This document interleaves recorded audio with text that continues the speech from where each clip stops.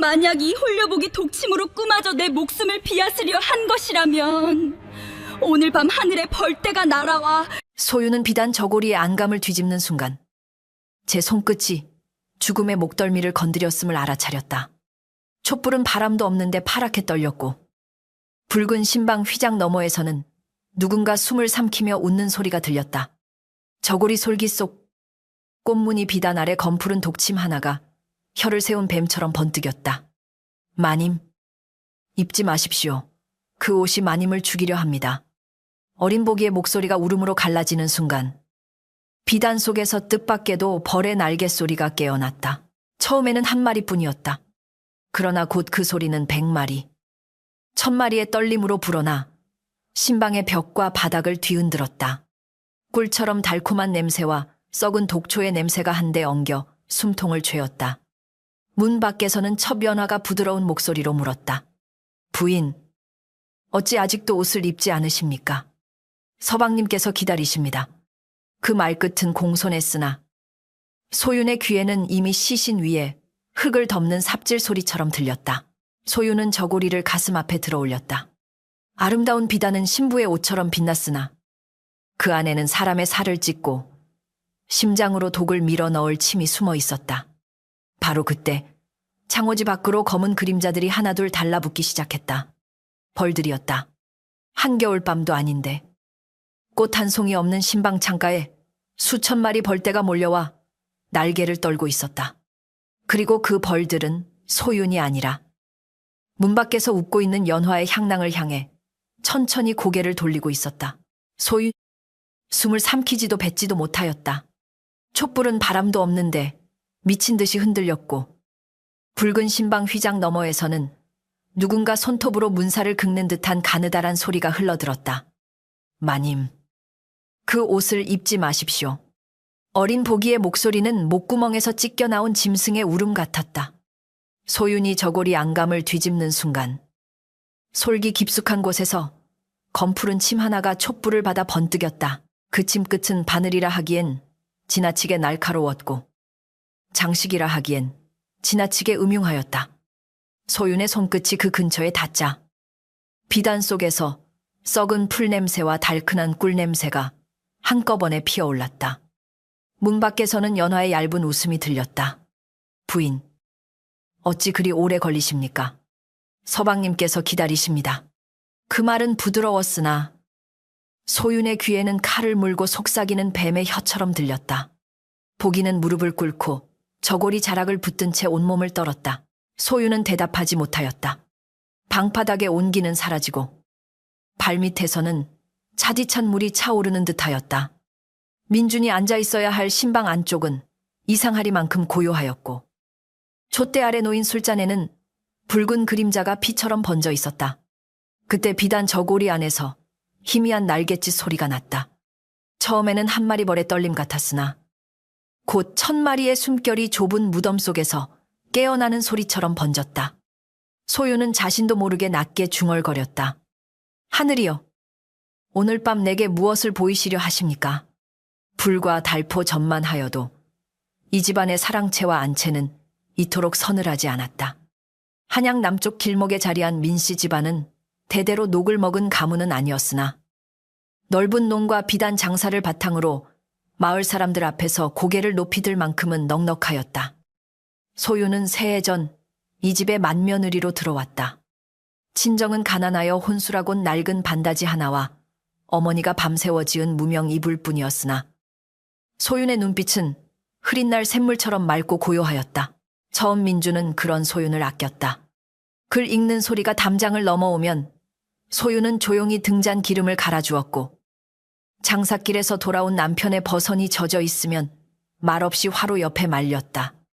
민주는 그런 아내에게 그대는 말이 적어도 마음이 깊으니 내 집의 뜰이 그대 때문에 봄빛을 잃지 않는구려 하고 웃었다.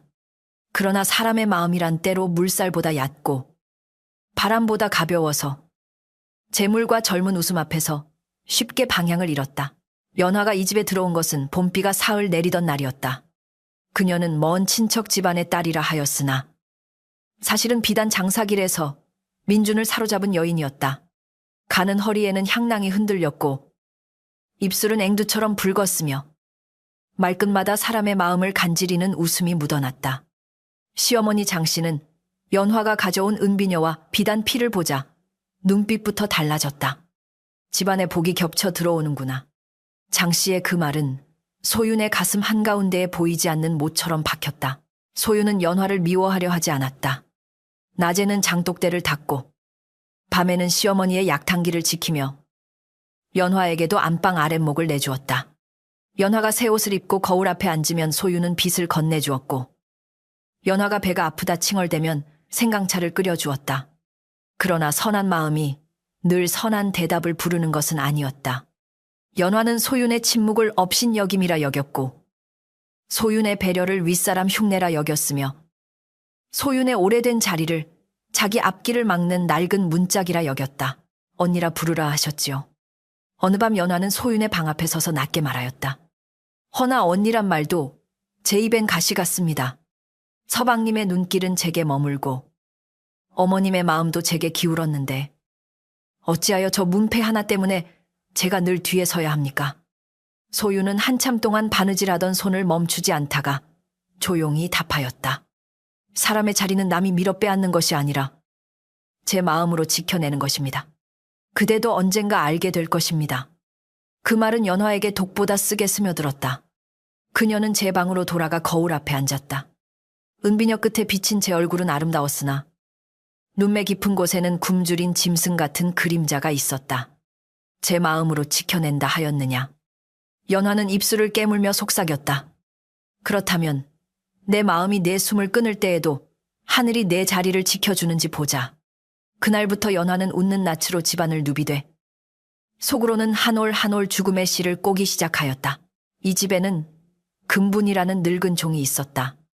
금분은 소윤이 시집 올 때 친정에서 함께 온 이로 손등은 거북등처럼 갈라졌고 허리는 늘 굽어 있었으나 눈만은 매서웠다. 그는 연화가 부엌문 앞에서 하녀들을 붙들고 은전 몇 뼘을 쥐어주는 것을 보았다. 또 연화가 뒷문으로 의원의 약방 심부름꾼을 불러 몰래 작은 죽통 하나를 받는 것도 보았다. 금부는 소윤에게 말하려 하였으나 소윤은 시어머니의 병수발로 밤마다 잠을 이루지 못하고 있었다. 마님, 저 여인은 웃음이 너무 맑습니다. 너무 맑은 물 밑에는 깊은 구덩이가 있는 법이지요. 금분이 조심스레 말하자 소윤은 피곤한 눈으로 그를 바라보았다. 금분아, 사람이 사람을 의심하기 시작하면 밤냄새도 동냄새로 변한다. 내가 견딜 수 있는 데까지는 견디려 한다. 금분은 입술을 다물었으나 속으로는 탄식하였다. 착한 이는 늘 제 상처보다 남의 허물을 먼저 덮으려 하니 하늘이 손을 내밀기 전에는 사람 손으로 구하기 어렵다고 생각하였다. 그해 초여름 소윤은 장에 다녀오다 산길에서 이상한 광경을 보았다.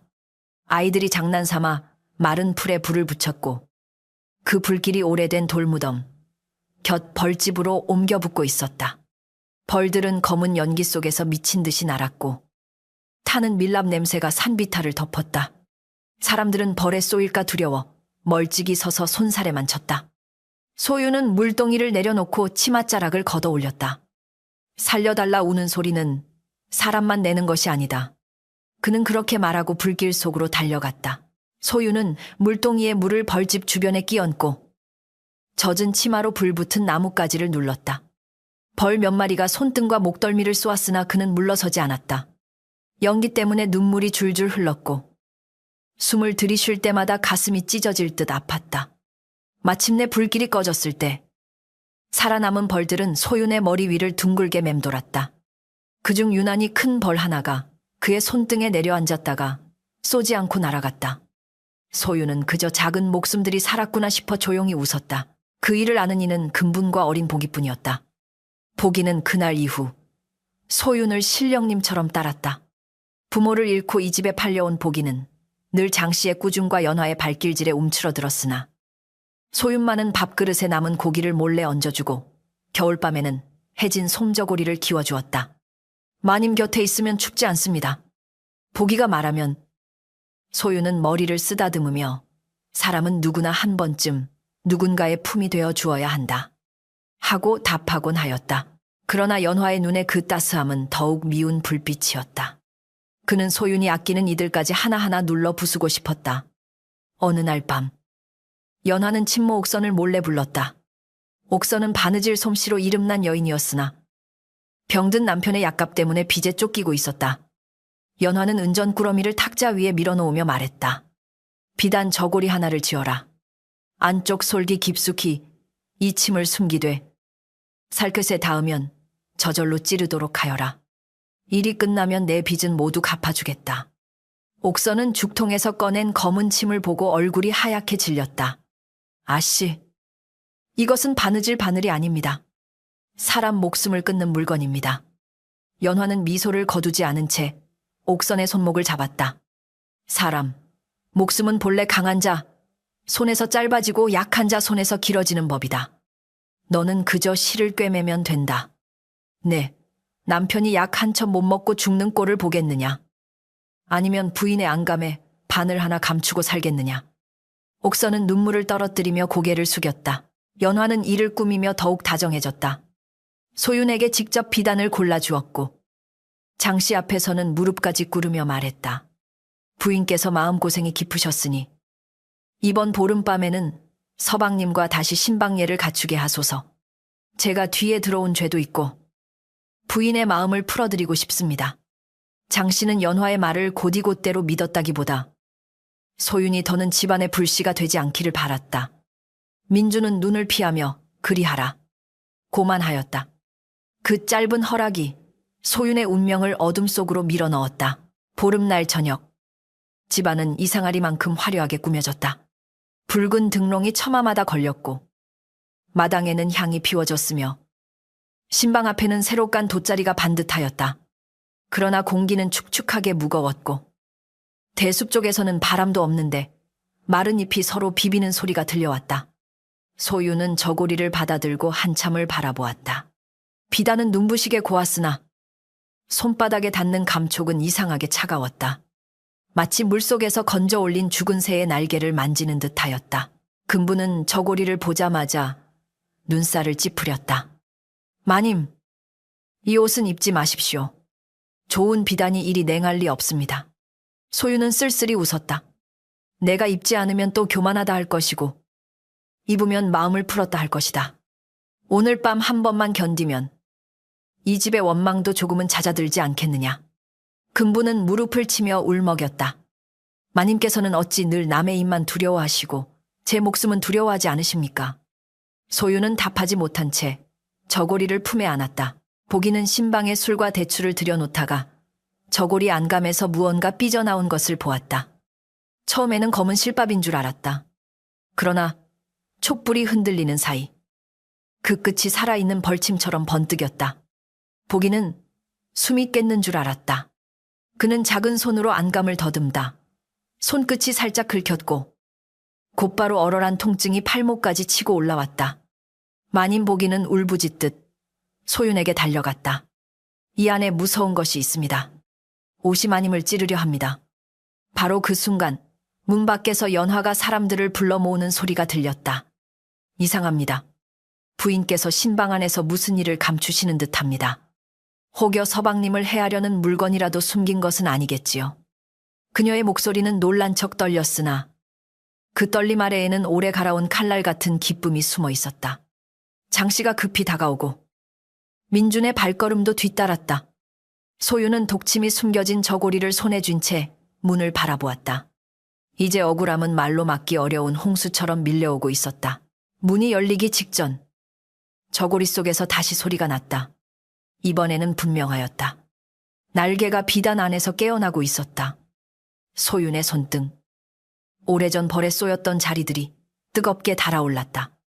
대숲 너머에서 낮은 우레소리 같은 벌 울음이 번져왔고 신방 창호지 위로 잤고 검은 그림자들이 하나둘 달라붙기 시작했다.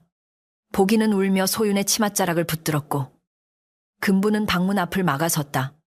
소윤은 비로소 깨달았다. 오늘 밤 누군가 죽이려 한 것은 제 목숨만이 아니라 오래 견딘 선한 마음의 마지막 숨결이었다. 연화가 방문을 밀어젖히며 외쳤다. 보십시오. 부인이 손에 쥔 저 옷을 필시 흉계를 꾸민 것입니다. 그 말이 끝나기도 전에 창호지가 안쪽으로 부풀어 올랐다. 수천 개의 작은 발이 종이를 두드리는 소리. 젖은 북을 빠르게 치는 듯한 날갯소리. 꿀과 독이 섞인 냄새가 신방을 가득 메웠다. 민주는 얼굴이 잿빛으로 변했고 장 씨는 뒤로 물러섰다. 소유는 독침 박힌 저고리를 들어 올리며 낮고 단단한 목소리로 말했다. 이 옷이 누구 손에서 왔는지 하늘이 오늘 밤 스스로 물으러 오셨습니다. 그 순간 창호지가 찢어졌다. 검은 구름 같은 벌떼가 방 안으로 쏟아져 들어왔고 촛불은 한꺼번에 꺼졌다가 다시 파랗게 살아났다. 벌들은 소윤과 보기를 스치지도 않았다. 오직 문턱에선 연화의 붉은 비단 치마를 향해, 머리꼬지의 금빛 장식을 향해, 향낭 속에 숨은 독냄새를 향해 미친 듯이 몰려들었다. 연화는 처음으로 웃음을 잃고 비명을 질렀다. 그 비명은 안채 기둥을 타고 밤하늘로 솟구쳤고 마을 개들이 일제히 울었다. 벌떼가 연화에게 몰려드는 그 밤, 안채의 붉은 휘장은 찢어진 상처처럼 펄럭였고 꺼졌다 살아난 촛불은 사람들의 얼굴을 귀신처럼 비추었다. 연화는 두 팔을 휘저으며 마당으로 뛰쳐나갔으나 벌들은 그녀의 치마폭과 머리카락 사이를 파고들며 떨어지지 않았다. 살려주십시오. 어머님. 서방님. 그녀가 비명을 지를 때마다 목소리는 한 겹씩 벗겨져 낯선 짐승의 울음처럼 변하였다. 그러나 장씨는 겁에 질려 문지방 뒤에 숨었고 민주는 제 발끝만 바라보며 한 걸음도 내딛지 못하였다. 소유는 방문 앞에 서서 그 광경을 바라보았다. 분노보다 먼저 밀려온 것은 기이한 슬픔이었다.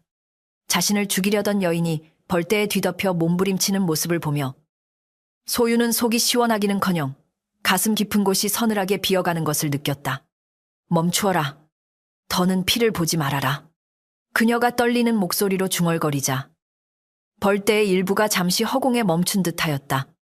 그러나 연화의 향낭에서 독한 냄새가 새어나오자 벌들은 다시 검은 물결처럼 그녀에게 달려들었다. 금부는 소윤의 어깨를 붙잡고 낮게 말했다. 마님, 저것은 사람 손으로 막을 일이 아닙니다.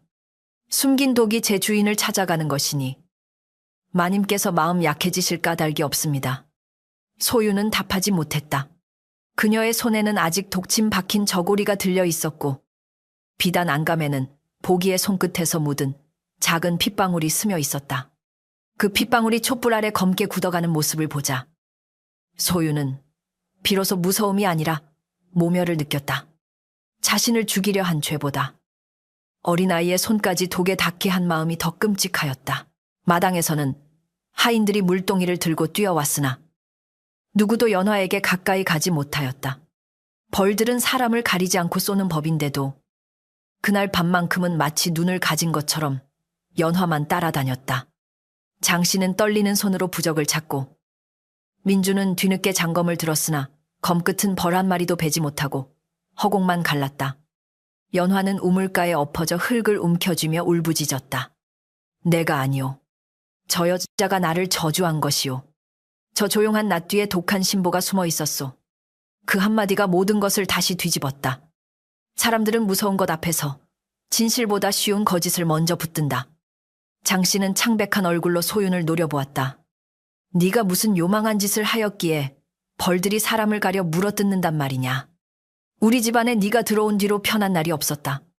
소윤은 기가 막혀 숨이 막혔으나 말은 쉽게 나오지 않았다. 민준도 아내를 바라보며 입술을 달싹였다. 소윤아, 네가 아니면 이 일이 어찌 된 것이냐. 저 옷은 네 손에 있지 않느냐. 그 순간 소윤은 마음속에서 무언가 부서지는 소리를 들었다. 독침보다 날카로운 것은 남편의 의심이었다. 새해 동안 같이 밥을 먹고 같은 지붕 아래 잠들었던 사람이 죽음의 문턱에서 돌아온 아내에게 먼저 묻는 말이 믿음이 아니라 추궁이라는 사실이 그녀의 가슴을 찔렀다. 소윤은 저고리를 바닥에 내려놓고 말했다. 서방님, 이 옷은 제가 지은 것이 아닙니다. 제가 숨긴 침도 아닙니다. 그러나 지금 제 말보다 저 여인의 울음이 더 크게 들리신다면 저는 더 할 말이 없습니다. 밤이 깊어갈수록 벌떼는 서서히 대숲 쪽으로 물러났다. 연화는 온몸이 부어올라 알아보기 어려운 얼굴이 되었고 하인 둘이 그녀를 방으로 옮겼다. 목숨은 붙어 있었으나 피부마다 붉고 검은 자국이 돋아 마치 죄가 살칸 위로 글씨처럼 떠오른 듯했다. 의원이 급히 불려왔고 그는 연화의 향낭을 맞자마자 눈썹을 찌푸렸다. 이 안에 독초가루가 섞여 있습니다. 그러나 장 씨는 그의 말을 끊었다. 헛소리 말라. 지금 필요한 것은 약이지. 남의 집안일을 캐는 혀가 아니다. 그 의원은 젊은 시절부터 민 씨 집안의 약을 맡아오니라. 장 씨의 눈치를 모를 리 없었다. 그는 더 말하지 않고 약탕기만 살폈다. 그러나 보기는 그가 향낭을 슬쩍 품속에 감추는 것을 보았다. 어린아이라 해도 눈은 하늘이 빌려준 등불이었다.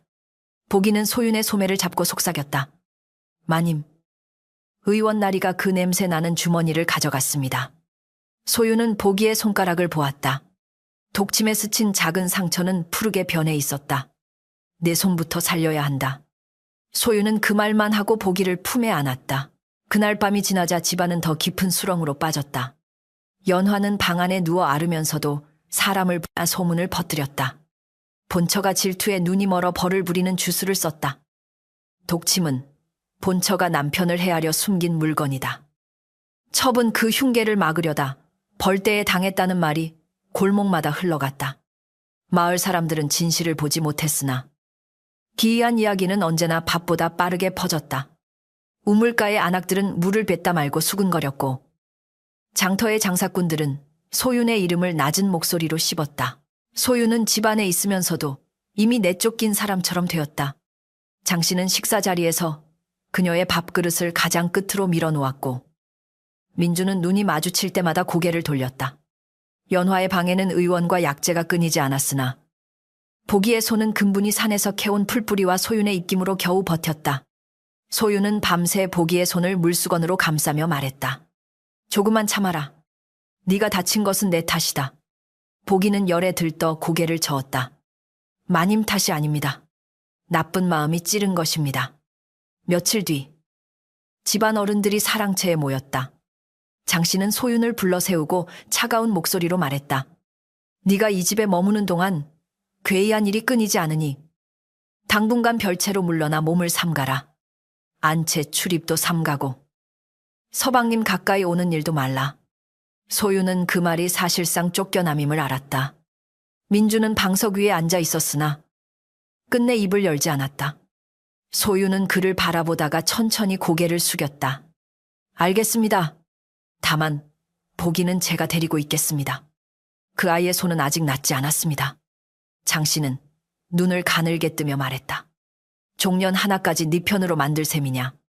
근분이 더는 참지 못하고 앞으로 나섰다. 마님, 그 아이는 독에 스쳤습니다. 안채에서 약 한 첩 내주지 않으면서 아이 목숨까지 빼앗으시렵니까? 장 씨의 얼굴이 붉어졌다. 늙은 것이 주인을 가르치려 드느냐. 소윤은 근분의 손등을 살며시 눌렀다. 그만두어라. 말이 칼이 되는 집에서는 옳은 말도 피를 부른다. 그 한마디에 사랑채 안이 잠시 얼음처럼 굳었다. 별채는 집 뒤편 대숲 가까이에 있었다. 지붕기와는 군데군데 내려앉았고 벽에는 비가 스며든 자국이 검게 퍼져 있었다. 밤이 되면 대숲이 바람에 흔들려 수많은 사람이 동시에 한숨 쉬는 것처럼 들렸다. 소윤은 그곳으로 옮겨가며 낡은 반다지와 바느질 상자, 보기의 이불, 근분의 약초 보따리만 챙겼다. 안채 문턱을 넘을 때 연화의 방창호가 살짝 열렸다. 붓기 가라앉지 않은 얼굴이 그 틈으로 보였고 연화는 고통 속에서도 웃고 있었다. 그 웃음은 벌침보다 오래 남는 독이었다. 별채에서의 첫밤. 소윤은 잠들지 못했다. 보기는 열이 내려가다 다시 오르기를 반복했고 근분은 화로 앞에서 졸다 깨다 하며 약물을 데웠다. 밖에서는 벌소리가 멀어졌다. 가까워졌다 했다. 소윤은 손등에 오래된 벌침 자국을 쓰다듬으며 생각했다. 어째서 하늘은 악한 이를 단번에 무너뜨리지 않고 선한 이에게 먼저 긴 길을 걷게 하는가? 어째서 억울한 사람은 증거를 찾아 헤매야 하고 거짓을 꾸민 사람은 눈물 한 방울로 사람 마음을 사는가? 그 물음은 밤새 그녀의 가슴을 긁었다. 다음 날 새벽 소유는 금분에게 말했다. 독침을 만든 자를 찾아야 한다. 연화의 말만으로는 제가 무너지지 않겠지만 증거 없이 버티면 보기와 할멈까지 다친다. 금분은 깊은 주름 사이로 날카로운 눈빛을 보였다. 마님께서 드디어 칼을 잡으시려는군요. 소유는 조용히 고개를 저었다. 칼이 아니라 실을 잡으려 한다. 찢어진 진실을 한 땀씩 꿰매어 누구도 다시 찢지 못하게 만들 것이다. 금부는 그 말에 오래된 눈물을 삼키며 고개를 끄덕였다. 먼저 찾아간 곳은 친모 옥선의 집이었다. 옥선은 시장 끝 좁은 골목에 살았고 집 안에서는 약 다리는 냄새와 눅눅한 곰팡이 냄새가 뒤섞여 있었다. 병든 남편은 얇은 이불 아래 뼈만 남은 몸으로 기침을 하고 있었다. 소윤이 문턱에 서자 옥선은 얼굴이 새하얗게 질렸다. 부인, 저는 아무것도 모릅니다. 그 말이 이미 모든 것을 알고 있다는 자백처럼 들렸다. 소윤은 방 안으로 들어가지 않고 마당에 섰다. 나는 그대를 해치러 온 것이 아니다. 다만 내 목숨을 꿰맨 실이 누구 손에서 나온 것인지 묻고자 왔다. 옥선은 눈물을 흘렸으나 쉽게 입을 열지 못했다. 제가 말하면 제 남편은 약을 끊기고 저는 길바닥에 나앉게 됩니다. 가난한 사람의 입은 제 것이 아닙니다. 은전을 쥔 사람의 소나귀에 혀까지 잡혀 있습니다. 소유는 품속에서 작은 주머니를 꺼냈다. 그 안에는 그녀가 시집 올 때 어머니에게 받은 은가락지 하나가 있었다. 이것으로 큰 빚을 갚지는 못할 것이다. 그러나 오늘 그대가 진실을 말하면 적어도 내일 한 사람의 목숨을 구할 수 있다. 거짓은 가난을 덜어주지 못하고 죄만 더한다. 옥선은 끝내 무너졌다.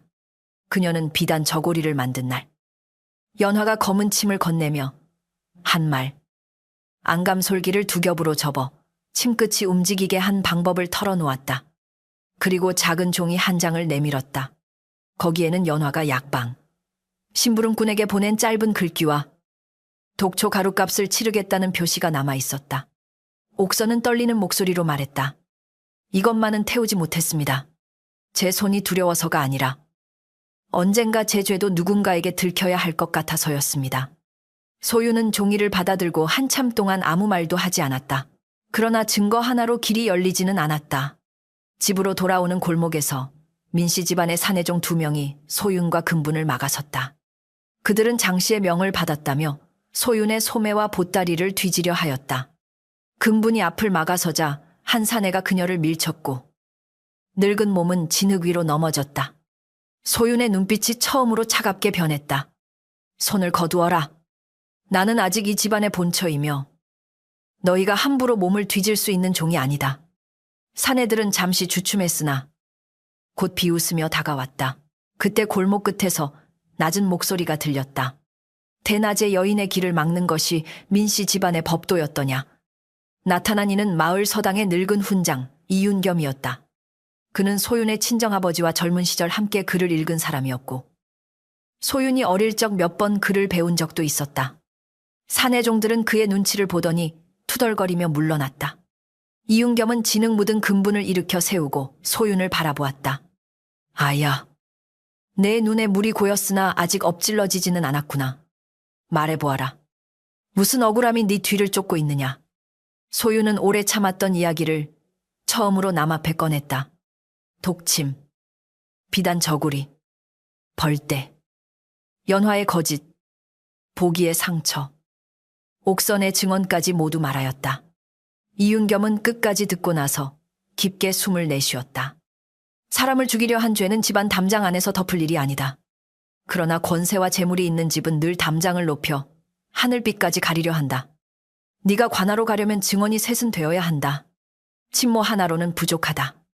독을 판 자, 그 독을 숨기게 한 자, 그리고 그 밤을 본 자가 필요하다. 소유는 보기의 얼굴을 떠올리고 입술을 깨물었다. 집으로 돌아온 소유는 더 큰 벽에 부딪혔다. 보기의 열은 다행히 조금 내려갔으나 연화가 보낸 한여가 별채 앞에 서 있었다. 아씨께서 전하랍니다.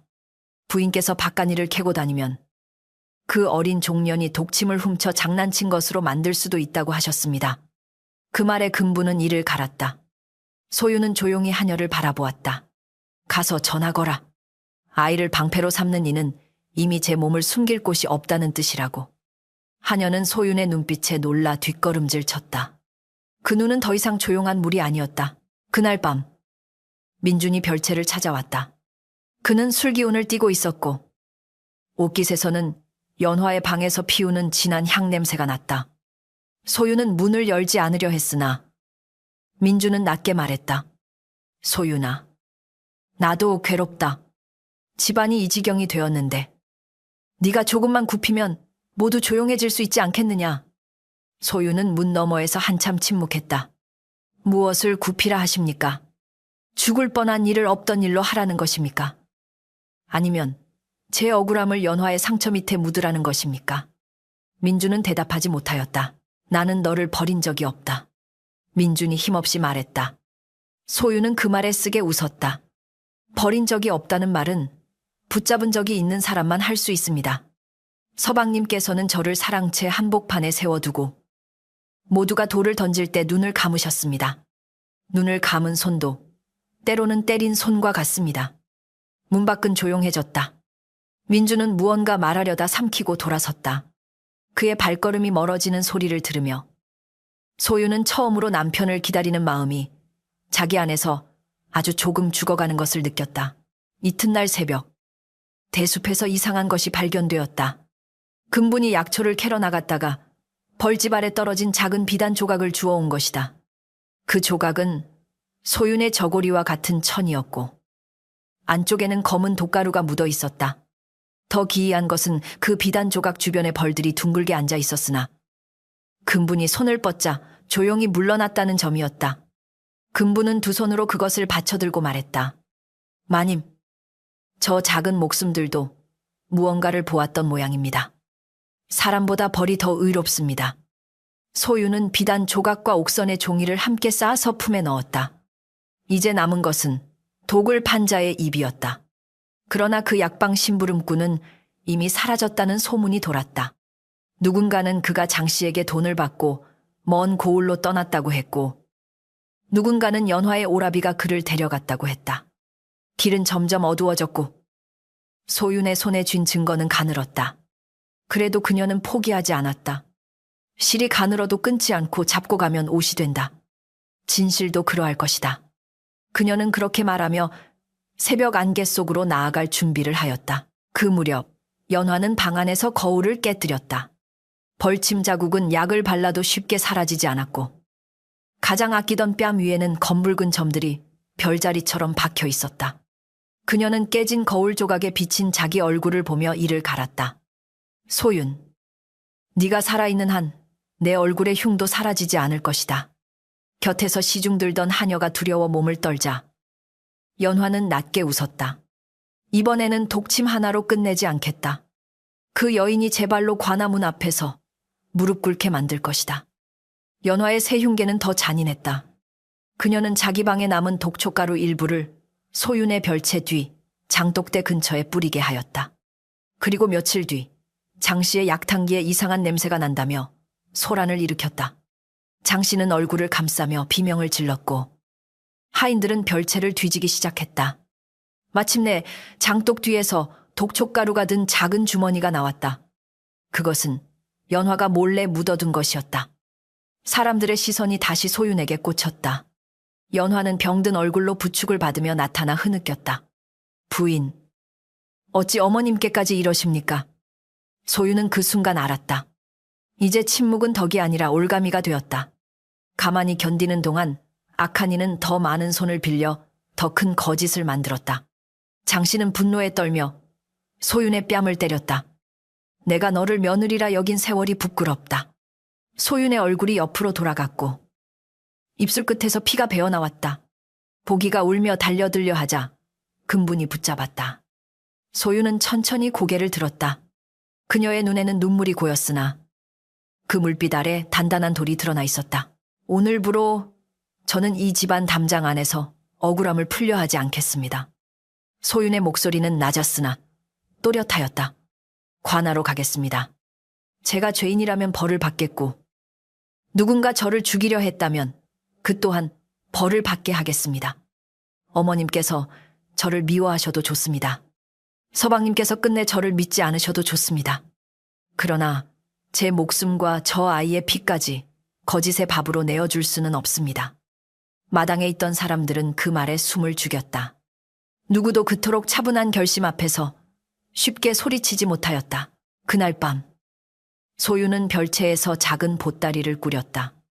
옥선의 종이, 비단 조각, 독침 박힌 저고리, 보기에 푸른 상처를 감쌌던 천조각까지 하나하나 싸넣었다. 금부는 지팡이를 짚고 따라 나서겠다고 했고 보기는 아픈 손을 품에 안고도 고집을 꺾지 않았다. 저도 보았습니다. 제가 말해야 합니다. 소유는 보기의 이마에 손을 얹었다. 무서울 것이다. 보기는 눈물을 삼키며 말했다. 마님이 더 무서운 일을 겪으셨는데도 서 계십니다. 저도 서겠습니다. 그 말에 소유는 마침내 울음을 삼키지 못하고 아이를 끌어안았다. 새벽이 밝기 전 세 사람은 대문을 나섰다. 하늘은 먹빛이었고 길가 풀잎마다 이슬이 맺혀 있었다. 뒤돌아본 민씨 집안의 높은 담장은 어둠 속에서 거대한 짐승의 등처럼 웅크리고 있었다. 소유는 그곳에서 잃은 것들을 떠올렸다. 남편의 믿음, 시어머니의 인정, 조용히 살 수 있으리라는 작은 바람까지 모두 그 담장 안에 남아 있었다. 그러나 그녀의 품에는 아직 진실의 조각들이 있었고 곁에는 자신을 믿는 두 사람이 있었다. 멀리 대숲에서 벌 한 마리가 날아와 소윤의 앞길을 맴돌더니 관아로 향하는 길목 쪽으로 천천히 날아갔다. 관아로 향하는 길은 새벽 안개에 젖어 있어 한 치 앞도 희미하였다. 소윤은 보따리를 품에 안고 걸었고 금부는 지팡이로 진흙길을 짚었으며 보기는 아픈 손을 가슴에 붙인 채 뒤따랐다. 길가의 풀잎은 차갑게 발목을 스쳤고 먼 산허리에서는 아직 잠이 덜 깬 새들이 낮은 울음을 흘렸다. 소유는 걸을수록 몸이 무거워졌으나 마음 한구석은 이상하게 맑아졌다. 담장 안에서는 숨조차 죄가 되었으나 길 위에서는 적어도 하늘을 바로 볼 수 있었다. 관아문이 보일 무렵 뜻밖에도 민씨 집안의 사내종들이 먼저 와 있었다. 그들은 장씨의 명의라며 관아 아전에게 무언가를 건네고 있었고 아전은 품속에 돈주머니를 넣은 뒤 귀찮은 표정을 지었다. 부인, 집안일을 관아까지 끌고 오면 고울이 시끄러워집니다. 먼저 문중 어른들과 의논하고 오시지요. 소유는 그 말뜻을 알아차렸다. 진실은 문 앞에 닿기도 전에 은전 냄새에 밀려나고 있었다. 그녀는 물러서지 않고 보따리를 높이 들었다. 사람 목숨을 노린 일이 어찌 집안일입니까? 아전은 소윤의 눈빛에 잠시 주춤했으나 곧 헛기침을 하며 말했다. 증인이 있습니까? 물건이 있다 하여도 누가 그리 했는지 밝히지 못하면 헛소문과 다를 바 없습니다. 소유는 옥선의 종이와 비단 조각을 꺼내 보였으나 아전은 손끝으로만 훑고는 시큰둥하게 고개를 돌렸다. 그때 금분이 앞으로 나서며 목소리를 낮췄다. 대감, 이 늙은 종의 말은 하찮겠으나 저 독침에 스친 아이 손을 보십시오. 아이 몸에 난 독까지 거짓이라 하시렵니까? 보기는 떨리는 손을 풀어 보였다. 푸르게 변한 손끝을 본 아전의 얼굴이 조금 굳어졌다. 관아 마당에 있던 사람들도 웅성거리기 시작했다. 아이의 상처는 말보다 강하였다. 그러나 그때 뒤쪽에서 연화의 오라비 홍규가 나타났다. 그는 비단 두루마기를 입고 허리에는 값비싼 놀이개를 찬 사내였다. 그 아이 손은 부인이 숨긴 독침을 만지다 다친 것이요. 제 누이는 그 흉계를 막으려다 벌떼에 당했소. 홍규는 소윤을 내려다보며 비웃었다. 가난한 친정에서 온 여인이 부잣집 자리를 지키려 얼마나 독해질 수 있는지 관아도 알아야 할 것이오. 그 말에 사람들의 시선이 다시 흔들렸다. 가난은 죄가 아니건만 사람들은 가난한 이의 억울함보다 부잣집의 매끈한 거짓말을 더 쉽게 믿었다. 소유는 홍규를 바라보았다. 그의 소매 끝에는 엷은 검은 얼룩이 묻어 있었고 향낭에서는 연화의 방에서 맡았던 것과 같은 매운 냄새가 났다. 소유는 그 냄새를 깊이 들이마신 뒤 물었다. 나리께서는 어찌 제 저고리에 숨은 독냄새와 같은 향을 지니고 계십니까? 홍규의 눈썹이 미세하게 떨렸다. 그 짧은 흔들림을 금부는 놓치지 않았다. 홍규는 웃음을 크게 터뜨렸다. 독냄새라니. 부인의 코가 주술에 익어 풀냄새도 독이라 여기는 모양이요. 그는 일부러 주위 사람들에게 들리게 말했다. 보시오. 벌을 부른 것도 모자라 이제 남의 향난까지 독이라 하오. 소유는 곧장 반박하지 않았다. 사람의 거짓은 서두르면 더 단단해지고 기다리면 스스로 틈을 낸다는 것을 알았기 때문이다. 그녀는 아전에게 조용히 말했다.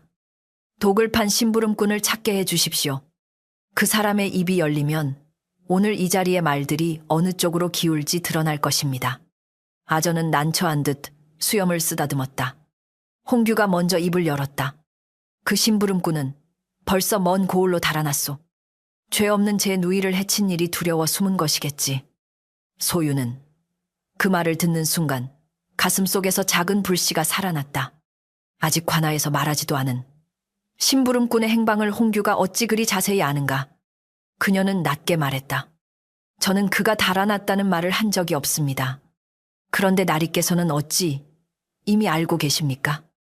홍규의 얼굴에서 웃음이 한순간 벗겨졌다가 다시 붙었다. 그 작은 균열을 보고 있던 이윤겸 훈장이 관아 문 안으로 들어섰다. 그는 전날 소윤의 사연을 들은 뒤 밤새 문서를 정리하고 따라온 것이었다. 아전날이 고을법은 돈주머니의 무게로 열리고 닫히는 문이 아닐 터입니다. 그의 목소리는 늙었으나 힘이 있었다. 여기 본처가 가져온 물건이 있고 어린 종의 상처가 있으며 친모의 글이 있습니다. 심부름꾼의 행방을 알아야 마땅합니다. 또한 홍규라는 사내가 그 행방을 먼저 말한 까닭도 함께 물어야 합니다. 관아마당의 웅성거림은 더 커졌다. 아전은 더는 외면하기 어려웠다. 그는 사또가 외근 중이라며 우선 고을 포졸 둘을 보내 약방과 장터를 뒤지게 하겠다고 했다. 홍규는 이를 갈았으나 사람들 앞이라 크게 막지 못하였다. 소유는 비로소 숨을 내쉬었다. 그러나 안도할 틈은 없었다. 근분이 소윤의 귀에 속삭였다. 마님, 저 사내가 오늘 밤 먼저 움직일 것입니다.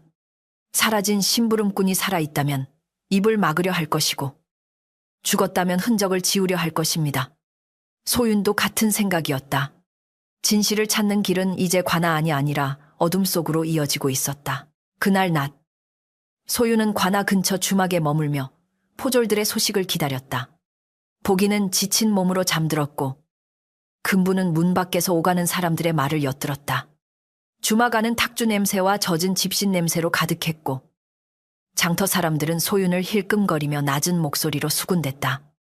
소윤은 그 시선들을 견디며 바늘과 실을 꺼냈다. 찢어진 비단, 조각 가장자리를 천천히 꿰매며 그녀는 스스로에게 말했다. 두려워도 손을 멈추지 말자.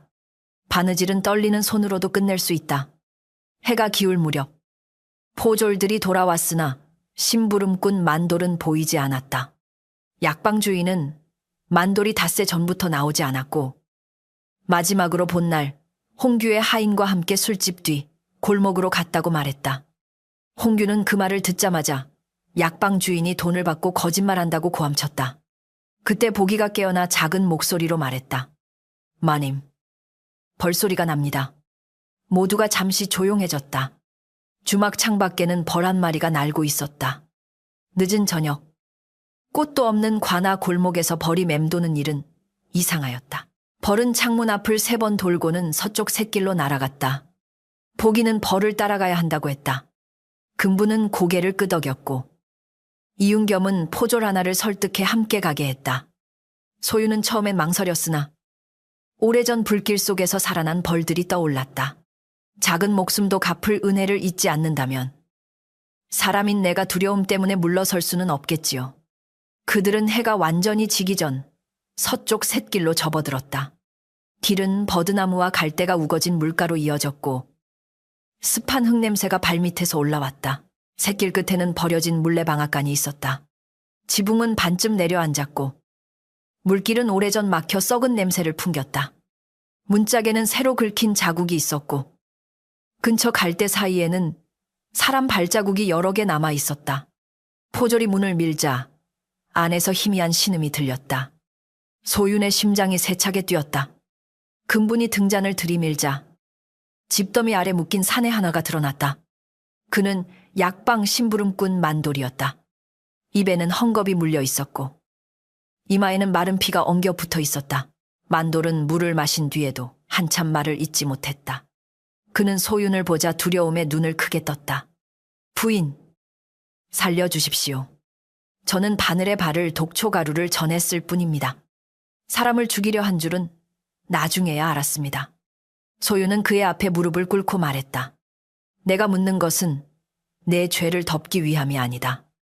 그러나 네가 입을 닫으면 더 많은 사람이 거짓에 묶인다. 누가 너를 시켰느냐? 만돌은 떨리는 눈으로 문 밖을 보았다. 연화 아씨의 오라비, 홍규날이었습니다. 그리고 아씨도 함께 있었습니다. 그 고백은 물레방앗간의 썩은 냄새보다 무겁게 내려앉았다. 만돌은 홍규가 약방에서 독초를 구하게 했고 연화가 직접 죽통을 받아 향낭 속에 숨겼다고 말했다. 일이 벌어진 뒤에는 홍규가 그를 불러 내 입 하나로 집안 전체가 불타게 둘 수 없다. 며 데려왔고 하인들이 이곳에 가둔 뒤 밤이 되면 더 먼 산으로 옮기려 했다고 했다. 포졸은 만돌의 말을 적으려 했으나 손이 떨려 붓끝이 자꾸 번졌다. 소유는 눈을 감았다. 드디어 진실의 실마리가 손에 잡혔으나 그 실 끝에는 사람의 비겁함과 탐욕이 피처럼 묻어 있었다. 그때 밖에서 갈대가 거칠게 흔들렸다. 홍규의 하인 셋이 횃불을 들고 나타난 것이다. 그들은 포졸을 보자 멈칫했으나 곧 칼집에 손을 얹었다. 도망친 죄인을 숨기고 있었군. 모두 관하로 가야겠다. 그 말은 포졸에게 하는 말이 아니라 만돌을 다시 빼앗기 위한 위협이었다. 금부는 보기를 뒤로 숨겼고 이윤겸은 지팡이를 들어 앞을 막았다. 소유는 만돌의 묶인 손을 풀며 낮게 말했다. 오늘 밤 또 누군가의 입을 막으려 한다면 그 죄는 독침보다 깊어질 것입니다.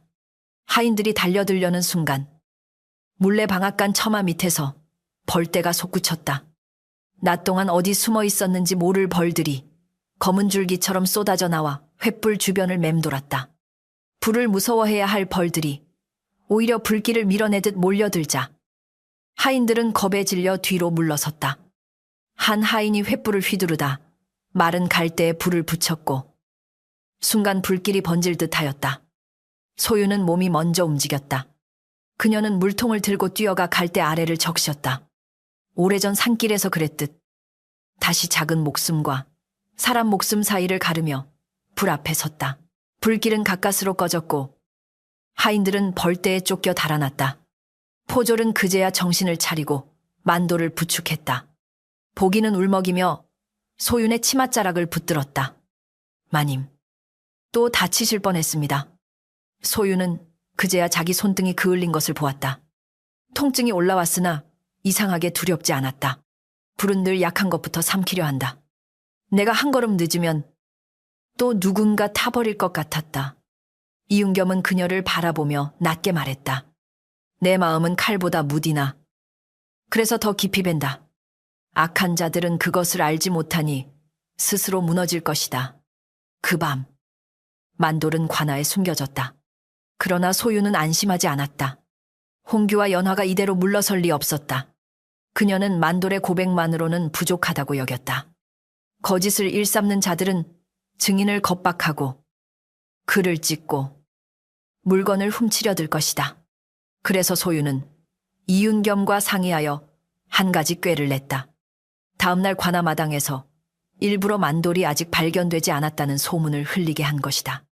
대신 독침과 비단 조각은 숨겨두고 빈 보따리만 소윤이 들고 다니는 것처럼 보이게 했다. 그 꾀는 곧 효과를 보았다. 밤이 깊자 홍규의 하녀 하나가 주막 뒤뜰로 몰래 들어와 소윤의 방을 뒤졌다. 금부는 미리 숨어 있다가 그 하녀를 붙잡았다. 하녀의 품에서는 작은 칼과 함께 연화가 쓴 쪽지가 나왔다. 거기에는 저고리와 종이를 찾아 불태우라. 만돌이 살아있다면 홍규 오라버니가 처리할 것이다. 라는 말이 적혀 있었다. 하녀는 무릎을 꿇고 울었다. 아씨가 시켰습니다. 저는 맞아 죽을까 두려워왔을 뿐입니다. 소유는 그 하녀를 때리지 않았다. 다만 한참 바라보다가 말했다. 두려움이 죄를 낳지만 죄가 두려움을 없애주지는 못한다. 이제 증거는 쌓였다.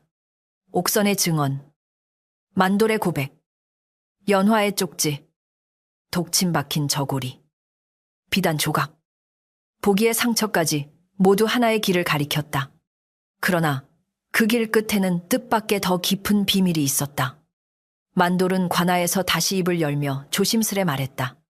홍규나리가 독초를 구하며 한 말이 있습니다. 누이만 안방에 앉으면 민씨 집안의 비단 장부도 우리 손에 들어온다 하였습니다. 소유는 그 말을 듣고 오래 침묵했다. 연화의 시기는 단순한 사랑의 질투가 아니었다. 민씨 집안 재물까지 노린 탐욕의 그물이었다. 더 놀라운 것은 장씨가 그 그물의 일부를 알고 있었을지도 모른다는 점이었다. 금부는 민씨 집안에서 몰래 가져온 낡은 장부 조각을 꺼냈다. 별채로 쫓겨나기 전 장씨 방 앞에서 주었던 종이었다. 거기에는 홍규에게 빌린 돈과 비단 거래 손실이 적혀 있었다. 장씨는 연화를 며느리로 들인 것이 아니라 빚을 막기 위한 방패로 삼고 있었던 것이다. 민주는 그 사실을 모르거나 모른 척 했을 것이다. 소유는 장부 조각을 쥐고 손을 떨었다. 이 집안에서 자신이 미움받은 까닭은 가난해서만이 아니었다. 그녀가 걸림돌이었기 때문이었다. 관아 사또가 돌아온 것은 사흘 뒤였다. 고을에는 이미 소문이 크게 퍼져 있었다. 본처가 벌을 부렸다는 말, 첩이 독침을 숨겼다는 말, 홍규가 심부름꾼을 가두었다는 말, 민씨 집안의 장부가 수상하다는 말까지 뒤섞여 장터를 떠돌았다. 사또는 사나운 눈매의 중년 사내였고 허튼 소문을 싫어한다고 알려져 있었다. 그는 소윤이 가져온 물건들을 하나씩 보더니 말했다. 말이 많으면 진실이 흐려진다. 내일 관아 마당에서 모두를 불러 대질하겠다. 거짓을 말하는 자는 그 자리에서 죄를 더할 것이다. 그 소식은 민씨 집안에도 닿았다. 장씨는 얼굴이 하얗게 질렸고 민주는 뒤늦게 소윤을 찾아오려 했으나 관아 포졸이 막았다. 연화는 붓기 빠진 얼굴에 분가루를 두껍게 바르고 거울 앞에 앉았다. 벌침 자국은 아직도 가려지지 않았다. 그녀는 쪽지가 붙잡혔다는 말을 듣고도 웃었다. 종년의 말, 심부름꾼의 말, 늙은 친모의 말뿐이다. 나는 울면 된다. 사람들은 우는 여인을 쉽게 죄인이라 부르지 못한다. 그러나 그녀의 손끝은 떨리고 있었다. 거울 속 그녀의 눈동자에는 이미 벌떼가 맴도는 듯했다. 대지를 앞둔 밤. 소유는 잠들지 못하였다.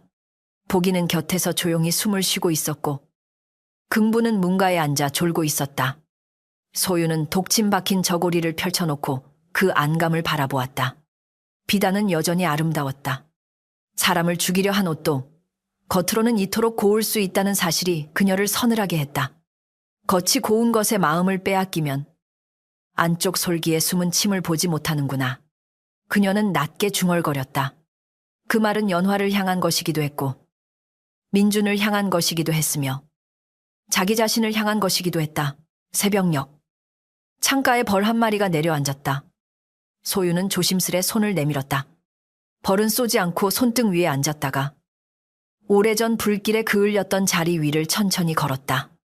그 작은 발끝이 닿는 순간 소유는 이상하게 마음이 가라앉았다.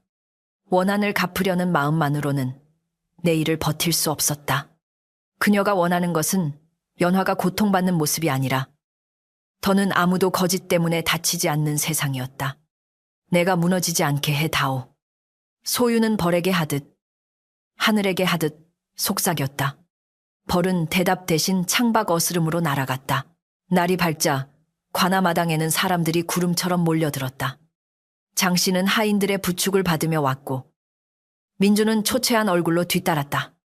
연화는 흰 치마 저고리를 입고 병든 사람처럼 꾸몄으나 향락만은 차지 않았다. 홍규는 여전히 당당한 척했지만 눈밑이 검게 꺼져 있었다. 소유는 금분, 보기, 옥선, 만돌과 함께 마당 한가운데 섰다. 사또가 높은 자리에 앉아 나무판을 내리치자 웅성거리던 사람들이 일제히 입을 다물었다. 그 순간 멀리 대숲 쪽에서 낮고 묵직한 벌 울음이 들려왔다. 사또가 먼저 연화를 불렀다. 네가 말하길 본처가 너를 해치려 하였다 했다. 오늘 그 말을 다시 하겠느냐? 연화는 눈물을 가득 머금고 고개를 숙였다. 그러하옵니다. 부인의 질투는 오래되었고 저는 그저 집안을 평안케 하려 했을 뿐입니다. 그 말에 소유는 눈을 감았다. 마지막까지 거짓을 택하는 사람의 목소리는 이상하게도 부드러웠다. 사또는 이번엔 소윤을 바라보았다. 너는 무엇으로 네 억울함을 밝히겠느냐? 소윤은 보따리를 풀었다. 독침 박힌 비단 저고리가 관아 마당 한복판에 펼쳐졌다. 비단이 햇빛을 받자 안쪽 솔기에서 검푸른 침끝이 드러났다. 사람들 사이에서 낮은 탄식이 흘렀다. 소윤은 흔들림 없이 말했다. 저는 이 옷을 입으라는 말을 들었고 이 아이는 그 안에 침을 먼저 보아 손을 다쳤습니다. 이 침을 숨긴 이는 친모 옥선이며 독초를 전한 이는 만돌입니다. 그러나 두 사람의 손을 움직인 이는 따로 있습니다. 연화의 눈물이 잠시 멈췄다. 홍규의 손이 소매 속에서 움켜쥐어졌다. 사또가 다시 나무판을 잡아들었다. 이제 진실은 더 물러날 곳이 없었다. 사또가 나무판을 내리치자 관아마당의 공기는 칼날처럼 갈라졌다. 햇빛 아래 펼쳐진 비단 저고리는 눈부시게 고왔으나 그 안쪽에서 검푸르게 빛나는 독침은 고운 겉감이 감춘 사리의 혀처럼 드러나 있었다. 연화는 잠시 숨을 잃은 사람처럼 굳었다가 곧 가슴을 움켜쥐고 흐느꼈다. 저런 흉한 물건을 제가 어찌 알겠습니까? 부인께서 저를 미워하시니 저고리까지 꾸며 저를 죄인으로 몰려는 것입니다. 그녀의 눈물은 빠르게 흘렀으나 눈동자는 마른 돌처럼 차가웠다. 사또는 연화의 울음에 흔들리지 않았다. 눈물은 물일 뿐 죄를 씻는 증거가 되지 못한다. 그의 목소리가 마당 위로 낮게 울렸다. 친모 옥선을 앞으로 세워라. 포졸이 옥선을 데려오자 그녀는 이미 다리가 풀려 제대로 걷지 못하였다. 병든 남편의 약값을 걱정하던 손, 밤마다 바느질로 굳은 손이 햇빛 아래 떨렸다. 사또가 물었다. 이 저고리를 네가 지었느냐? 옥선은 고개를 숙이고 울먹였다. 예, 제가 지었습니다. 그리고 저 솔기 안에 침을 감춘 것도 제 손입니다. 마당이 한꺼번에 술렁였다. 장씨는 저 여인이 돈에 눈이 멀어 헛소리한다. 고 외쳤으나 사또의 눈짓에 포졸들이 그녀 앞을 막았다. 옥선은 눈물로 젖은 얼굴을 들고 연화를 바라보았다. 아씨께서 저를 부르셨습니다. 은전을 놓고 병든 제 남편 약값을 갚아주겠다 하셨습니다. 처음엔 장식 바늘이라 속이셨으나 죽통을 열었을 때 저는 알았습니다. 그것이 사람을 살리는 바늘이 아니라 사람 숨을 끊는 침이라는 것을. 연화는 이를 악물고 고개를 저었다. 거짓말이오. 저 여인은 부인에게 매수된 것이오. 옥선은 품속에서 낡은 천조각 하나를 꺼냈다. 그 안에는 같은 비단의 자투리와 검은 실 한 올이 감겨 있었다. 제가 두려워 태우지 못한 남은 천입니다. 이 실은 저고리 안감에 쓴 것과 같습니다. 또한 아씨께서 주신 은전 2댐을 그대로 묻어두었다가 가져왔습니다. 포졸이 은전을 받아 사또 앞에 올렸다. 은전 한쪽에는 홍규 집안에서 쓰는 작은 매화 무늬가 새겨져 있었다. 사람들의 시선이 홍규에게 옮겨가자 홍규는 코웃음을 쳤다. 은전이 세상에 우리 집 것뿐이더냐. 매화 무늬 따위는 장터에서도 흔히 도는 것이다. 그때 만돌이 앞으로 끌려 나왔다. 그는 아직 머리에 붕대를 감고 있었고 입술은 터져 피딱지가 앉아 있었다. 홍규를 보자 몸을 움찔했으나 소윤이 조용히 그를 바라보자 가까스로 숨을 가다듬었다. 사또가 물었다. 너는 약방 심부름꾼 만돌이 맞느냐? 네가 저 독초를 전했느냐? 만돌은 땅에 이마를 박았다. 예, 제가 전했습니다. 처음에는 벌레 잡는 약이라 들었습니다. 그러나 홍규나리께서 제게 따로 말씀하시길 안감 깊이 묻을 것이니 독이 빨리 돌수록 좋다 하셨습니다. 홍규의 얼굴이 붉게 달아올랐다. 천한 놈이 감히 누구 이름을 더럽히느냐. 그가 달려들듯 몸을 일으키자 포졸 2명이 앞을 막았다. 만돌은 겁에 질려 눈을 감았다가 다시 열었다. 나리께서 저를 물레방앗간에 가둔 것도 사실입니다. 일이 들통나면 제 입이 집안을 태운다 하셨고 밤이 깊으면 먼 산길로 데려가겠다고 하셨습니다. 이윤겸 훈장이 앞으로 나서며 포졸이 적어둔 문서를 내밀었다. 이 말은 물레방앗간에서 구해낸 직후에도 같았습니다. 거짓으로 꾸민 말이라면 이토록 앞뒤가 맞기 어렵습니다. 사또는 문서를 받아 훑은 뒤 연화를 바라보았다. 네, 오라비와 심부름꾼의 말이 엮이고 친모의 말이 더해졌다. 아직도 모른다 하겠느냐. 연화는 입술을 떨며 장씨 쪽으로 시선을 돌렸다. 장씨는 얼굴을 굳힌 채 아무 말도 하지 못했다. 소유는 그 짧은 눈빛을 보았다. 연화는 도움을 구한 것이 아니라 함께 묻은 비밀을 꺼내겠다는 협박을 보낸 것이었다. 장씨의 손끝이 심하게 떨렸다. 사또가 그 모습을 놓치지 않고 물었다. 민씨 집안 장씨, 너 또한 아는 바가 있느냐? 장씨는 처음엔 모릅니다. 라고 하려 했다. 그러나 마당 곳곳에서 쏟아지는 시선과 연화의 도끼 어린 눈빛이 그녀의 혀를 묶었다. 장씨는 결국 낮게 말했다. 저는 그저 집안 평안을 바랐을 뿐입니다. 소윤이 가난한 집에서 와서 늘 마음에 차지 않았고 연화가 재물을 보태겠다 하니 기댄 것뿐입니다. 독침을 숨긴 줄은 몰랐습니다. 소윤의 가슴이 무겁게 내려앉았다. 예상한 말이었으나 직접 들으니 뼈를 긁는 소리 같았다. 시어머니가 자신을 미워한 것은 성품 때문만이 아니라 은전 앞에서 며느리의 목숨을 가볍게 여긴 탓이었다. 민주는 그제야 장씨를 향해 떨리는 목소리로 물었다. 어머니, 빚이 있었습니까? 홍규에게 돈을 빌렸습니까? 장씨는 고개를 돌렸다. 홍규가 먼저 비웃었다. 민도령, 이제야 묻는 것이오. 그대가 장부도 모르고 술자리와 비단 구경에 마음을 빼앗긴 동안 이 집안은 이미 우리 손에서 숨쉬고 있었소. 그 말은 민준의 얼굴을 칼처럼 베었다. 민준은 연화를 바라보았다. 연화야, 너는 나를 사랑한다 하지 않았느냐? 연화는 눈물을 닦으며 차갑게 웃었다. 사랑이 밥을 먹여줍니까? 자리를 얻어야 사랑도 이름을 얻는 법이지요. 그 한마디에 마당은 숨을 삼켰다. 연화는 스스로 덮고 있던 병든 첩의 껍질을 벗고 있었다. 그녀의 눈에는 더 이상 애처로운 눈물이 없었다. 대신 벌침 자국 사이로 드러난 얼굴은 오래 묵은 독초처럼 거칠고 사나웠다. 제가 무엇을 그리 잘못했습니까? 본처라는 이름 하나로 모든 것을 차지한 여인이 앞에 있는데 저는 뒤에서 웃고만 있어야 했습니까? 사람은 태어난 자리가 아니라 빼앗은 자리로 사는 것입니다. 연화는 소윤을 노려보며 이를 갈았다. 저 여인은 착한 척하며 모두의 마음을 묶었습니다. 그 조용한 낯이 제 숨을 막았습니다.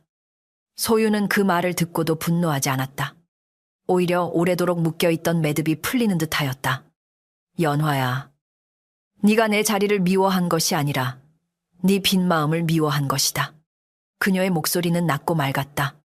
내가 가진 것은 낡은 반다지와 해진 이불 뿐이었다.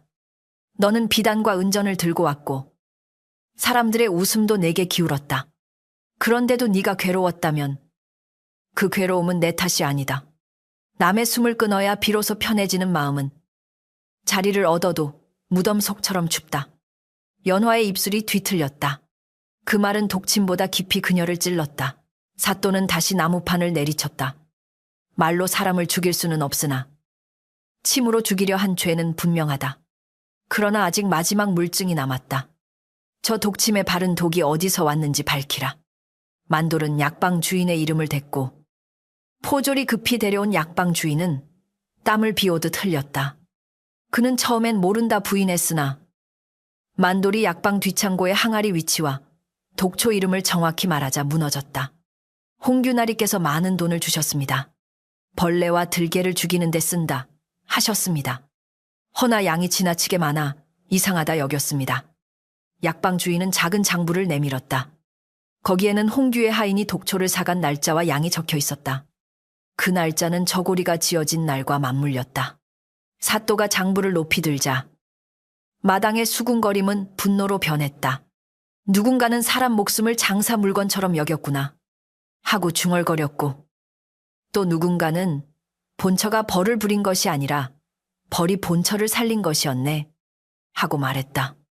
그 말이 사람들 사이로 번지자 소유는 슬픈 눈으로 하늘을 올려다보았다. 사람들이 이제야 믿기 시작했으나 믿음이 늦게 도착한 자리에는 이미 상처가 깊었다. 홍규는 더 버티지 못하고 포졸들을 밀치려 했다. 이따위 재판은 인정할 수 없다. 저 여자가 벌을 부른 요망한 술수는 왜 묻지 않느냐. 그가 소윤을 향해 손가락질하자 대숲 쪽에서 낮게 윙윙거리는 소리가 들렸다. 처음에는 바람인 줄 알았으나 곧 관아 지붕 위에 검은 점들이 모여들기 시작했다. 벌들이었다. 수십, 수백. 이윽고 헤아릴 수 없는 벌떼가 하늘빛을 흐리며 관아 마당 위를 맴돌았다. 사람들은 비명을 지르며 물러섰으나 벌들은 아무에게도 달려들지 않았다. 오직 펼쳐진 비단 저고리 위에 둥글게 내려앉았다. 사또조차 놀라 자리에서 반쯤 일어났다. 벌들은 독침 가까이 모여 날개를 떨었다. 그 떨림은 마치 수많은 목소리가 한꺼번에 한 이름을 부르는 듯하였다. 보기가 떨리는 목소리로 말했다. 마님. 저 벌들이 그 밤에도 이렇게 울었습니다. 소유는 천천히 저고리 앞에 무릎을 꿇었다. 오래전 산길에서 살려낸 벌집에 타는 냄새.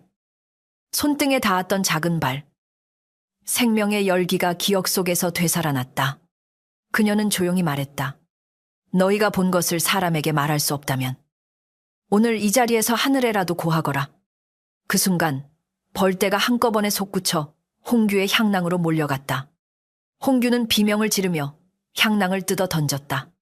향낭이 땅에 떨어져 터지자 그 안에서 검은 가루가 흩어졌다. 약방 주인이 그것을 보고 창백하게 외쳤다. 같은 독초입니다. 저 가루가 바로 침에 바른 것입니다. 홍규는 뒤늦게 부인하려 했으나 벌들이 그의 소매와 허리춤으로 달려들었다. 포졸들이 그를 붙잡아 향낭과 소매 속을 뒤지자 작은 죽통 하나가 나왔다. 그 안에는 아직 쓰지 않은 독침 2개가 남아 있었다. 마당은 순식간에 얼어붙었다. 연화의 얼굴에서 핏기가 사라졌다. 홍규가 붙잡히자 그녀는 뒷걸음질 치며 말했다. 오라버니가 한 일입니다. 저는 몰랐습니다. 저는 그저 시키는 대로 했을 뿐입니다. 홍규는 벌에 쏘인 팔을 움켜쥔 채 악을 썼다. 네가 먼저 원했다. 본처만 사라지면 민씨 집안이 내 것이 된다며 밤마다 졸랐지 않느냐. 남매의 비밀은 이제 서로를 물어뜯는 짐승의 이빨이 되었다. 소유는 그 모습을 보며 눈을 감았다. 죄는 함께 숨길 때는 끈처럼 보이나 들키는 순간 서로의 목을 조르는 밧줄이 된다. 사또는 엄한 목소리로 판결을 내리기 시작했다. 연화는 본처를 죽이려 독침을 숨기게 한 죄. 무고한 아이를 다치게 한 죄. 거짓으로 사람을 모함한 죄가 크다. 홍규는 독을 구하고 증인을 감금한 죄. 재물을 노려 남의 집안에 사리를 심은 죄가 크다. 2 사람은 옥에 가두고 상부에 올려 중한 벌을 받게 하라. 포졸들이 다가오자 연화는 땅바닥에 엎드려 울부짖었다. 소윤 부인, 한 번만 살려주십시오. 제가 미쳤습니다. 제가 눈이 멀었습니다. 그 울음은 처음으로 꾸며낸 소리가 아니었으나 너무 늦게 나온 진심이었다. 소유는 연화를 내려다보았다. 한때 같은 지붕 아래서 차를 마시고 같은 등불 아래서 밤을 보낸 여인이었다. 미움만 품었다면 쉬웠을 것이다. 그러나 소윤의 마음은 그렇게 단순하지 않았다. 내가 너를 죽이고 싶어 했다면 그 밤 벌떼가 너를 덮었을 때 말리지 않았을 것이다. 소윤의 목소리가 떨렸다. 그러나 용서란 죄를 없던 일로 하는 것이 아니다. 네가 내게 빌 것이 아니라 내 손으로 다치게 한 아이와 내 거짓에 짓밟힌 사람들 앞에서 벌을 받아야 한다. 보기는 소윤 뒤에서 조용히 울었다. 그 눈물은 겁의 눈물이 아니라 오래 참은 억울함이 풀리는 눈물이었다. 장씨는 그 자리에서 무릎을 꿇었다. 자존심이 하늘보다 높던 여인의 허리가 처음으로 꺾였다. 소윤아, 내가 어리석었다. 재물에 눈이 어두워 너를 못 보았다. 네가 이 집안을 위해 묵묵히 버틴 세월을 모른 척하였다. 그녀의 목소리에는 후회가 섞여 있었으나 소윤은 바로 다가가지 않았다. 어머님, 사람은 한번 잘못 볼 수 있습니다. 그러나 누군가 죽을 뻔한 뒤에도 그를 탓하는 눈은 단순한 실수가 아닙니다. 저는 오늘 어머님을 미워하지 않겠습니다. 다만 예전처럼 믿지도 못하겠습니다. 그 말에 장씨는 고개를 들지 못하였다. 민주는 소윤 앞에 서지도 못하고 먼 발치에서 울었다. 그의 눈물은 초라했다. 사랑을 잃고 난 뒤에야 사랑이라 부르는 사람의 눈물은 늘 늦다. 그는 떨리는 목소리로 말했다. 소윤아, 내가 너를 지키지 못했다. 아니, 지키려 하지 않았다. 모두가 너를 의심할 때 나도 편한 쪽에 섰다. 나를 벌에 다오. 소윤은 그를 바라보았다. 한때 그의 웃음 하나에 하루 피로가 사라졌던 시절도 있었다. 그러나 그 기억은 이제 젖은 종이처럼 손 안에서 찢어졌다. 제가 벌하지 않아도 서방님은 이미 제 믿음을 잃으셨습니다. 그 벌이 가장 오래 갈 것입니다. 그 말은 민준을 바닥에 주저앉혔다. 사또는 민준에게도 엄히 꾸짖었다. 집안의 가장이란 밥상머리에 앉는 자가 아니라 억울한 일을 먼저 살피는 자다. 내 아내가 죽을 뻔하였는데도 첩의 눈물과 어미의 말에 기대었으니 내 허물 또한 작지 않다. 민준은 고개를 숙인 채 아무 말도 못했다. 마당에 모인 사람들도 조용해졌다. 그들은 남의 이야기라며 구경하러 왔으나 어느새 자기 집 담장 안에 비겁함을 떠올리고 있었다. 진실이 밝아지는 순간은 악인을 치는 데서 끝나지 않는다. 지켜보던 이들의 숨은 허물까지 비춘다. 연화와 홍규가 포졸들에게 끌려가려는 순간 하늘에 있던 벌떼가 다시 낮게 내려앉았다. 이번에는 연화의 머리 위에 어둡게 몰렸다. 연화는 벌떼를 보자 제정신을 잃은 듯 몸을 비틀었다. 가라. 가란 말이다. 나는 아직 죽지 않았다. 그녀의 외침에 벌들은 한꺼번에 달려들지 않았다. 다만 그녀의 얼굴 주변을 빙빙 돌며 날개 소리를 냈다. 그 소리는 마치 네가 숨긴 침을 기억하라. 네가 흘린 거짓을 기억하라. 고 속삭이는 듯했다. 연화는 귀를 막고 비명을 질렀다. 벌들은 그녀를 쏘기보다 그녀의 마음속 어둠을 끝없이 흔들어 깨우는 듯하였다. 그날 이후 연화는 옥에 갇혀 밤마다 벌소리를 들었다고 한다. 실제 벌이 있었는지 죄가 만든 소리였는지 누구도 알지 못했다. 그녀는 잠들려 하면 비단 저고리 안감이 살갗으로 파고드는 꿈을 꾸었고 깨어나면 온몸을 긁어 피를 냈다. 홍규는 끝까지 부인하다가 만돌 감금과 독침 소지가 드러나 더 무거운 벌을 받았다. 장 씨의 빚과 장부도 조사되어 민 씨 집안의 체면은 장터 먼지보다 가벼워졌다. 그러나 소유는 그 소문들 속에서도 웃지 않았다. 남의 추락을 보며 기뻐하는 마음도 또 다른 독이 될 수 있음을 알았기 때문이다. 재판이 끝난 뒤 관아마당에는 해가 기울고 있었다. 사람들은 하나둘 흩어졌고 먼지 냄새와 뜨거운 햇살의 잔열만 남았다. 보기는 소윤의 손을 잡고 말했다. 마님, 이제 집으로 돌아가십니까? 소윤은 민씨 집안 쪽 하늘을 바라보았다. 그 집의 기와 장독대, 새벽마다 물을 냈던 우물, 남편을 기다리던 긴 밤들이 한꺼번에 떠올랐다. 그러나 그 기억들은 더 이상 그녀를 부르지 못했다. 아니다. 억울함은 풀렸으나 마음이 돌아갈 자리는 따로 있다. 그녀는 부드럽게 대답했다. 우리는 우리 숨이 편히 쉬는 곳으로 갈 것이다. 금부는 눈물을 훔치며 웃었다. 마님, 그 말씀을 듣고 싶었습니다. 아무리 큰 집도 사람 마음을 짓누르면 감옥이고 아무리 작은 초가도 서로를 살리면 궁궐이지요. 이윤겸도 곁에서 고개를 끄덕였다. 내가 아는 외딴 초가 하나가 있다. 밭은 작으나 물길이 좋고 대숲이 가까워 여름엔 그늘이 깊다. 네가 바느질을 하고 아이를 가르치며 살기에 나쁘지 않을 것이다. 소유는 감사히 고개를 숙였다. 그 순간 벌 한 마리가 날아와 그녀의 보따리 위에 내려앉았다가 다시 하늘로 올랐다. 마치 길을 잃지 말라 이끄는 작은 등불 같았다. 민주는 마지막으로 소윤을 붙잡으려 했다. 한 번만 기회를 다오. 내가 모두 바로잡겠다. 어머니도 뉘우치고 계시고 연화도 벌을 받게 되었으니 이제 다시 시작할 수 있지 않느냐. 소윤은 그의 말이 끝나도록 기다렸다. 그리고 아주 조용히 말했다. 무너진 집은 다시 세울 수 있습니다. 그러나 무너질 때 나를 깔아뭉갰던 기둥 아래로 다시 들어가고 싶지는 않습니다.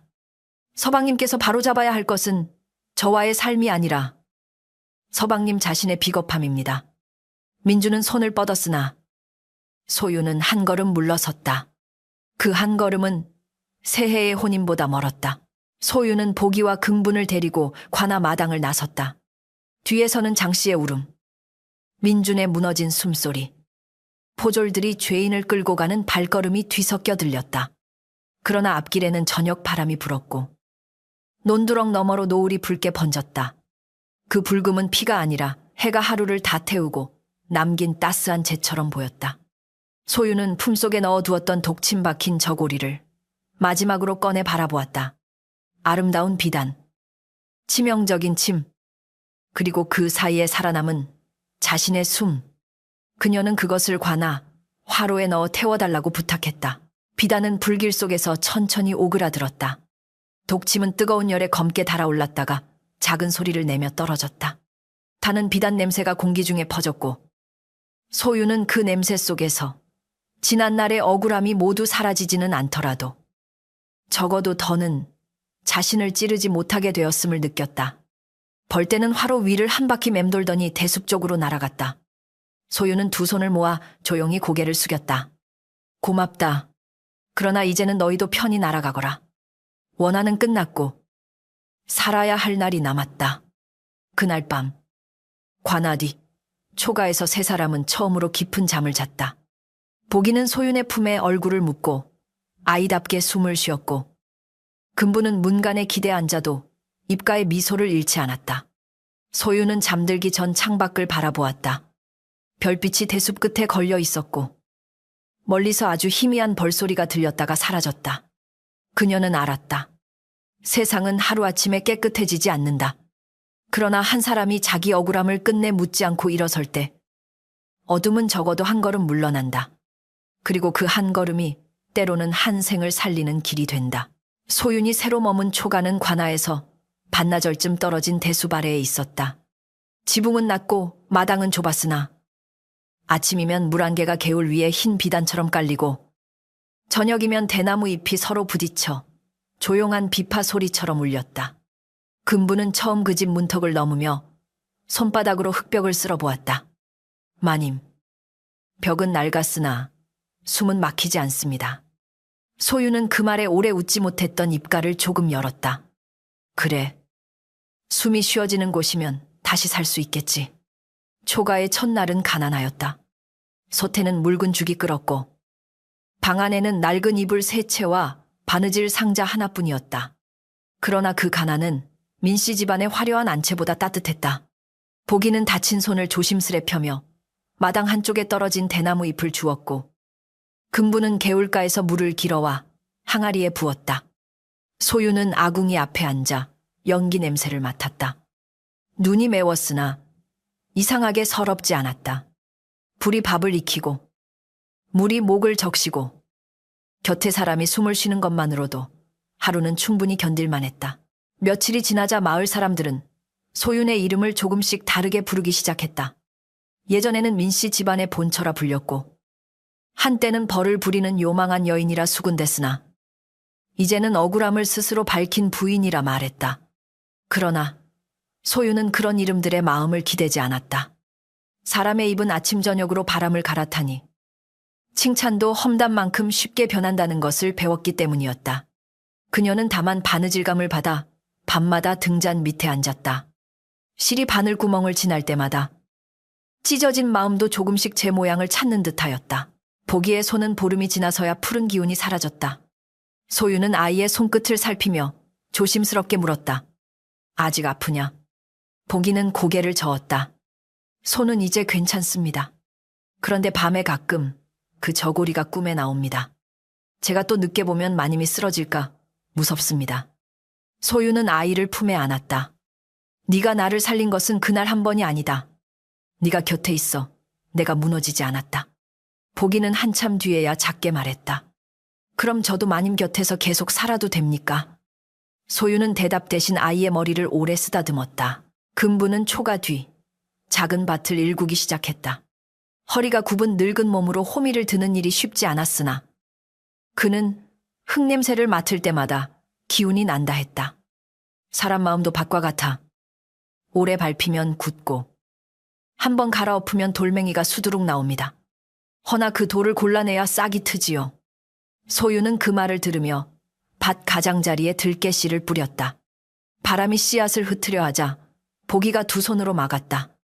세 사람은 작은 씨앗 하나에도 웃었다. 그 웃음은 크지 않았으나 오래 아팠던 집안에 처음 피는 풀꽃 같았다. 민씨 집안의 소식은 가끔 장터바람을 타고 들려왔다. 연화는 옥에 갇힌 뒤 오래 병을 앓았고 밤마다 벌소리를 듣는다며 벽을 긁었다고 했다. 홍규는 증인을 감금하고 독침을 숨긴 죄로 먼 고을로 압송되었으며 그의 재산 일부는 빚 갚는 데 쓰였다. 장 씨는 사람들 앞에 나서지 못하고 안채에 틀어박혔고 민주는 비단 장사를 줄이고 장부를 다시 정리한다 했다. 그 소식을 들을 때마다 금부는 인과가 늦게 걸어도 길을 잃지는 않는 법입니다. 하고 말했으나 소유는 고개만 조용히 숙였다. 소유는 연화를 저주하지 않았다. 그렇다고 그녀를 가엾다 여기며 죄를 흐리게 만들지도 않았다. 어느 저녁 보기가 조심스레 물었다. 마님, 연화 아씨가 벌을 받으니 마음이 시원하십니까? 소유는 바느질하던 손을 멈추었다. 창밖에서는 비가 내리고 젖은 흙냄새가 방 안으로 스며들었다. 시원한 마음은 잠깐이고 남는 것은 쓸쓸함이다. 사람이 사람을 해치려면 먼저 제 안에 사람다운 것을 죽여야 한다. 연화는 나를 죽이기 전에 이미 제 마음을 많이 죽였을 것이다. 그것이 가장 무서운 벌이다. 한 달 뒤 민준이 초가를 찾아왔다. 그는 비단옷 대신 거친 무명 두루마기를 입고 있었고 얼굴은 몰라보게 수척하였다. 대문도 없는 낮은 사리문 밖에서 그는 오래 서 있었다. 긍부는 그를 보자 눈빛을 굳혔고 보기는 소윤 뒤로 숨었다. 민주는 땅에 무릎을 꿇었다. 소윤아, 내가 늦었다는 것을 안다. 그래도 한 번만 얼굴을 보고 싶었다. 소윤은 한참 동안 그를 바라보다가 마당으로 나섰다. 바람에 대나무 잎이 흔들리며 마른 빗소리 같은 울림을 냈다. 민주는 품속에서 작은 보따리를 꺼냈다. 그 안에는 소윤이 민씨 집안에 두고 나온 낡은 반다지 열쇠와 친정어머니가 만들어준 무명 이불의 한 귀퉁이가 있었다. 내 물건을 가져왔다. 어머니께서 직접 오시지는 못하셨으나 내게 사줘야 한다고 하셨다. 소윤은 보따리를 받았으나 곧 열지 않았다. 사죄는 말로 오기보다 삶으로 와야 합니다. 어머님께서 정말 뉘우치신다면 집안의 낮은 사람들에게 먼저 따뜻한 밥을 주십시오. 민주는 고개를 들지 못한 채 그리하겠다. 곧 답했다. 그는 한참 뒤에야 떨리는 목소리로 말했다. 나는 아직 너를. 소유는 손을 들어 그의 말을 막았다. 서방님, 그 말을 끝까지 하지 마십시오. 사랑이라는 이름은 지키지 못한 뒤에 꺼내면 듣는 이에게 또 다른 짐이 됩니다. 민준의 눈에서 눈물이 떨어졌다. 나는 무엇을 해야 하느냐? 소유는 대숲 넘어 흐르는 개울을 바라보았다. 사람을 의심하기 전에 자기 비겁함을 먼저 의심하십시오. 그리고 누군가 울 때 가장 편한 쪽이 아니라 가장 아픈 쪽을 보십시오. 그것이 제가 드릴 수 있는 마지막 말입니다. 민주는 해가 기울 때까지 사리문 밖에 앉아 있다 돌아갔다. 소유는 그 뒷모습을 보며 울지 않았다. 마음이 아주 마른 것은 아니었다. 다만 이제 눈물이 예전처럼 길을 잃고 흐르지 않았다. 금부는 조용히 다가와 말했다. 마님, 마음이 흔들리셨습니까? 소유는 고개를 끄덕였다. 흔들리지 않는 마음은 돌뿐이다. 나는 아직 사람이라 흔들린다. 그러나 흔들린다고 다시 그 자리로 돌아가야 하는 것은 아니다. 금부는 그 말에 깊이 고개를 숙였다.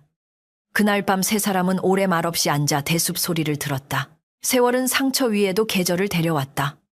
봄에는 초가 앞 살구나무에 흰 꽃이 피었고 여름에는 대숲 그늘이 마당을 덮었다. 가을에는 들깨가 익어 손에 고소한 냄새를 묻혔고 겨울에는 아궁이 속 장작이 붉은 혀를 내밀며 방을 데웠다. 소유는 바느질 솜씨로 이름을 얻었다. 그러나 그녀가 지은 옷은 비싸고 화려한 것보다 입는 사람의 몸에 편한 옷이었다. 옷은 사람을 눌러 돋보이게 하는 물건이 아니라 사람의 하루를 견디게 하는 그릇입니다. 그녀는 늘 그렇게 말했다. 마을의 가난한 아이들이 하나둘 소윤의 초가로 모이기 시작했다. 보기가 먼저 글자를 배우고 싶다 하였고 소윤은 이윤겸 훈장에게 빌린 낡은 책으로 아이들에게 쉬운 글과 바느질을 가르쳤다. 손이 거친 아이, 부모를 잃은 아이, 장터에서 심부름하며 자란 아이들이 마당에 둘러앉았다. 아이들은 처음엔 소윤을 무서워했다. 벌떼가 그녀를 지킨다는 소문 때문이었다. 그러나 소윤이 해진 소매를 기워주고 따뜻한 보리차를 나눠주자 아이들은 금세 마음을 열었다. 집안에는 웃음소리와 바늘이 천을 지나는 사각거림이 함께 고였다.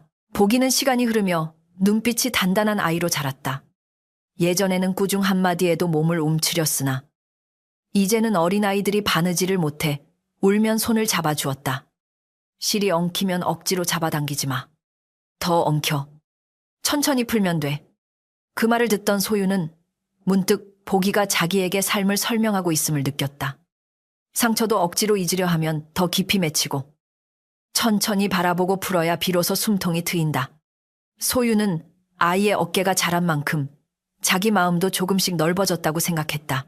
어느 늦여름 옥선이 병든 남편과 함께 초가를 찾아왔다. 그는 관아에서 증언한 뒤 한동안 사람들의 손가락질을 받았으나 소윤이 사또에게 청하여 큰 벌만은 면하게 해주었다. 옥선은 마당에 엎드려 울었다. 부인, 제 손이 부인의 목숨을 찌르려 했습니다. 저는 살아도 늘 그 솔기 속 침을 봅니다. 소유는 그를 일으켜 세웠다. 네 죄가 없어지는 것은 아니다.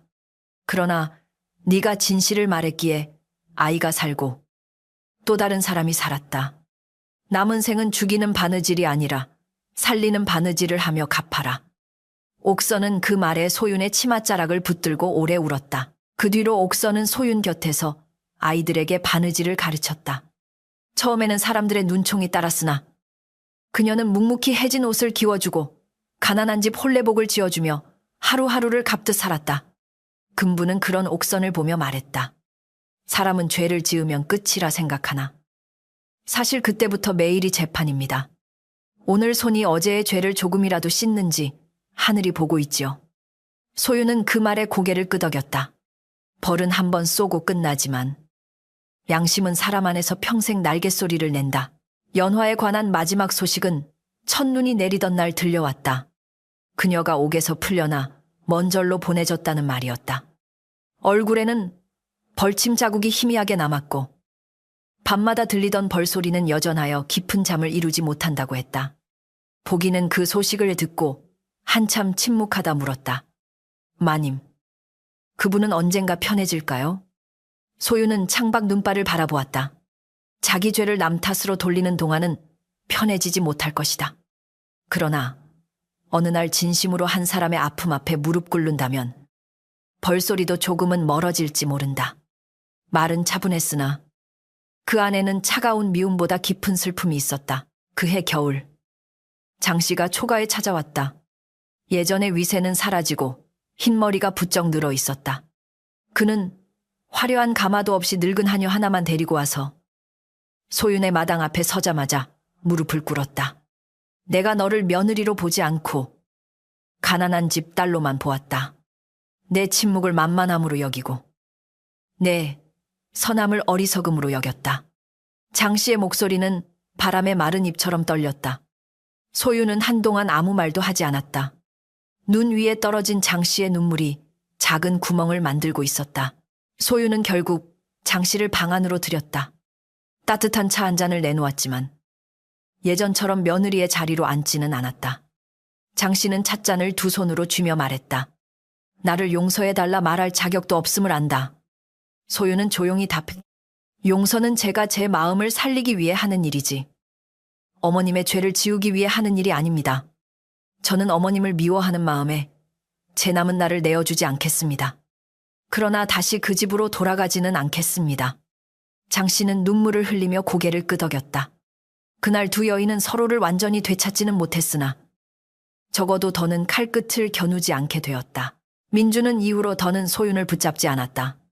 그는 가끔 쌀과 천을 보내왔으나 소윤은 필요한 만큼만 받고 나머지는 가난한 아이들에게 나누었다.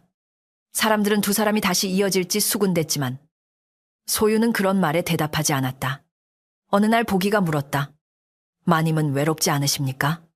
소윤은 바늘에 실을 꿰며 웃었다. 외로움은 사람이 없어서만 오는 것이 아니다. 믿을 수 없는 사람들 속에 있을 때 더 깊이 온다. 지금 내 곁에는 적어도 거짓으로 웃는 이가 없으니 이 외로움은 견딜만하다. 몇 해가 흐르자 초가는 작은 배움터가 되었다. 마당에는 늘 아이들의 신발이 놓였고 대숲에는 벌집이 하나둘 자리 잡았다. 이상하게도 그 벌들은 사람을 쏘지 않았다. 아이들이 너무 가까이 다가가면 소유는 부드럽게 꾸짖었다. 은혜를 입었다 하여 함부로 만져도 되는 것은 아니다. 고마운 것일수록 거리를 알고 대해야 한다. 봄날 꿀 냄새가 바람에 섞이면 소유는 오래전 신방의 독한 꿀 냄새를 떠올렸다. 같은 달콤함도 마음에 따라 생명을 살리기도 하고 죽음을 부르기도 한다는 것을 그녀는 누구보다 깊이 알았다. 보기는 장성하여 바느질 솜씨가 고을에서 손꼽히게 되었다. 어느 홀레날 가난한 신부가 입을 저고리를 지으며 보기는 안감 솔기를 몇 번이고 살폈다. 소윤이 웃으며 왜 그리 오래 보느냐 고 묻자 보기는 고개를 들고 말했다. 오단 쪽은 남들이 보지 않는 곳이지만 살갗에 가장 가까운 곳입니다. 사람 마음도 그렇겠지요. 남이 보지 않는 곳이 가장 깨끗해야 곁에 있는 사람을 찌르지 않습니다. 소유는 그 말을 듣고 한참 동안 아무 말도 하지 못했다. 어린 종이라 불리던 아이가 이제는 삶의 이치를 스스로 꿰매고 있었다. 어느 가을 저녁, 소유는 아이들과 함께 들깨를 털었다. 마당에는 고소한 냄새가 퍼지고 노을은 대숲 끝을 붉게 물들였다. 금부는 뗏마루에 앉아 졸다가 깨어나 이 소리가 참 좋습니다. 곡식이 떨어지는 소리가 아니라 근심이 털리는 소리 같습니다. 하고 웃었다. 소유는 웃으며 밥상을 차렸다. 보리밥, 된장국, 나물 몇 가지뿐이었으나 모두가 둘러앉으니 잔치상 같았다. 보기는 아이들에게 국을 떠주었고 옥선은 해진 옷을 접어 한쪽에 두었다. 그 평범한 저녁이 소윤에게는 오래 바라던 기적이었다. 밤이 깊자 아이들은 돌아가고 초가에는 세월을 함께 견딘 이들만 남았다. 대숲에서는 바람이 낮게 울고 처마 끝에는 작은 벌집이 달빛을 받아 은은히 빛났다. 소윤은 웬마루에 앉아 손등에 희미한 흉터를 바라보았다. 벌에 쏘인 자리, 불에 그을린 자리, 바느질하다 찔린 자리들이 모두 작은 별처럼 남아 있었다. 예전의 소윤이라면 그 흉터들을 부끄러워했을지도 모른다. 그러나 이제 그녀는 알았다. 흉터는 무너진 흔적만이 아니라 살아남은 증거이기도 하다. 금부는 소윤 곁에 앉아 낮게 말했다. 마님, 이제 마음이 평안하십니까? 소윤은 한참 생각했다. 평안이란 아무 일도 없던 시절로 돌아가는 것이 아니었다. 돌아갈 수 없는 일을 품고도 아침에 문을 열 수 있는 힘, 다시 누군가에게 밥을 나누고 옷을 기워줄 수 있는 마음, 그것이 평안이었다. 완전히 잊지는 못했다. 그러나 더는 그 밤이 내 목을 조르지 않는다. 소유는 그렇게 답했다. 금부는 고개를 끄덕였다. 그만하면 사람 사는데 큰 복입니다. 그날 밤, 소유는 꿈을 꾸었다. 신방의 붉은 휘장도, 독침 박힌 저고리도, 연화의 비명도 없었다. 대신 오래전 산길에 벌집이 있었다. 불길은 꺼져 있었고 살아남은 벌들이 햇빛 속에서 둥글게 날았다. 그 가운데 한 여인이 서 있었는데 젊은 날의 소윤인지 앞으로 살아갈 소윤인지 알 수 없었다. 그 여인은 손에 비단이 아니라 거친 무명천을 들고 있었다. 그리고 천천히 바늘을 움직여 찢어진 하늘을 꿰매듯 푸른 빗속을 지나갔다. 꿈에서 깬 소윤의 눈가에는 눈물이 맺혀 있었으나 입가에는 조용한 미소가 있었다. 세상에는 비단처럼 고운 말로 사람을 찌르는 이가 있고 독침 같은 마음을 향낭 속에 숨기고 다니는 이도 있다. 그러나 숨긴 것은 언젠가 냄새를 내고 꿰맨 죄는 언젠가 솔기 사이로 드러난다. 소윤의 이야기가 마을에 오래 전해진 까닭은 벌떼의 기이함 때문만이 아니었다. 더 큰 까닭은 억울함 속에서도 그녀가 악한 이와 같은 독을 품지 않았기 때문이다. 그녀는 분노를 칼로 만들지 않고 진실을 실로 삼아 자기 삶을 다시 꿰매었다. 그러므로 이 이야기를 듣는 이는 겉옷의 빛깔보다 안감의 바느질을 보아야 한다. 사람의 얼굴보다 그가 약한 이를 대하는 손끝을 보아야 하며 달콤한 말보다 위태로운 순간에 어디에 서는지를 보아야 한다. 남을 해쳐 얻은 자리는 벌집 위에 놓인 방석과 같아 앉는 순간 제 살을 먼저 찌른다. 반대로 남을 살리려 내민 작은 손은 비록 세상이 몰라주어도 하늘과 땅의 어딘가에 반드시 남는다. 은혜는 조용히 날개를 기르고 원한도 조용히 침을 간다. 그러니 사람은 하루의 마음을 삼가야 한다.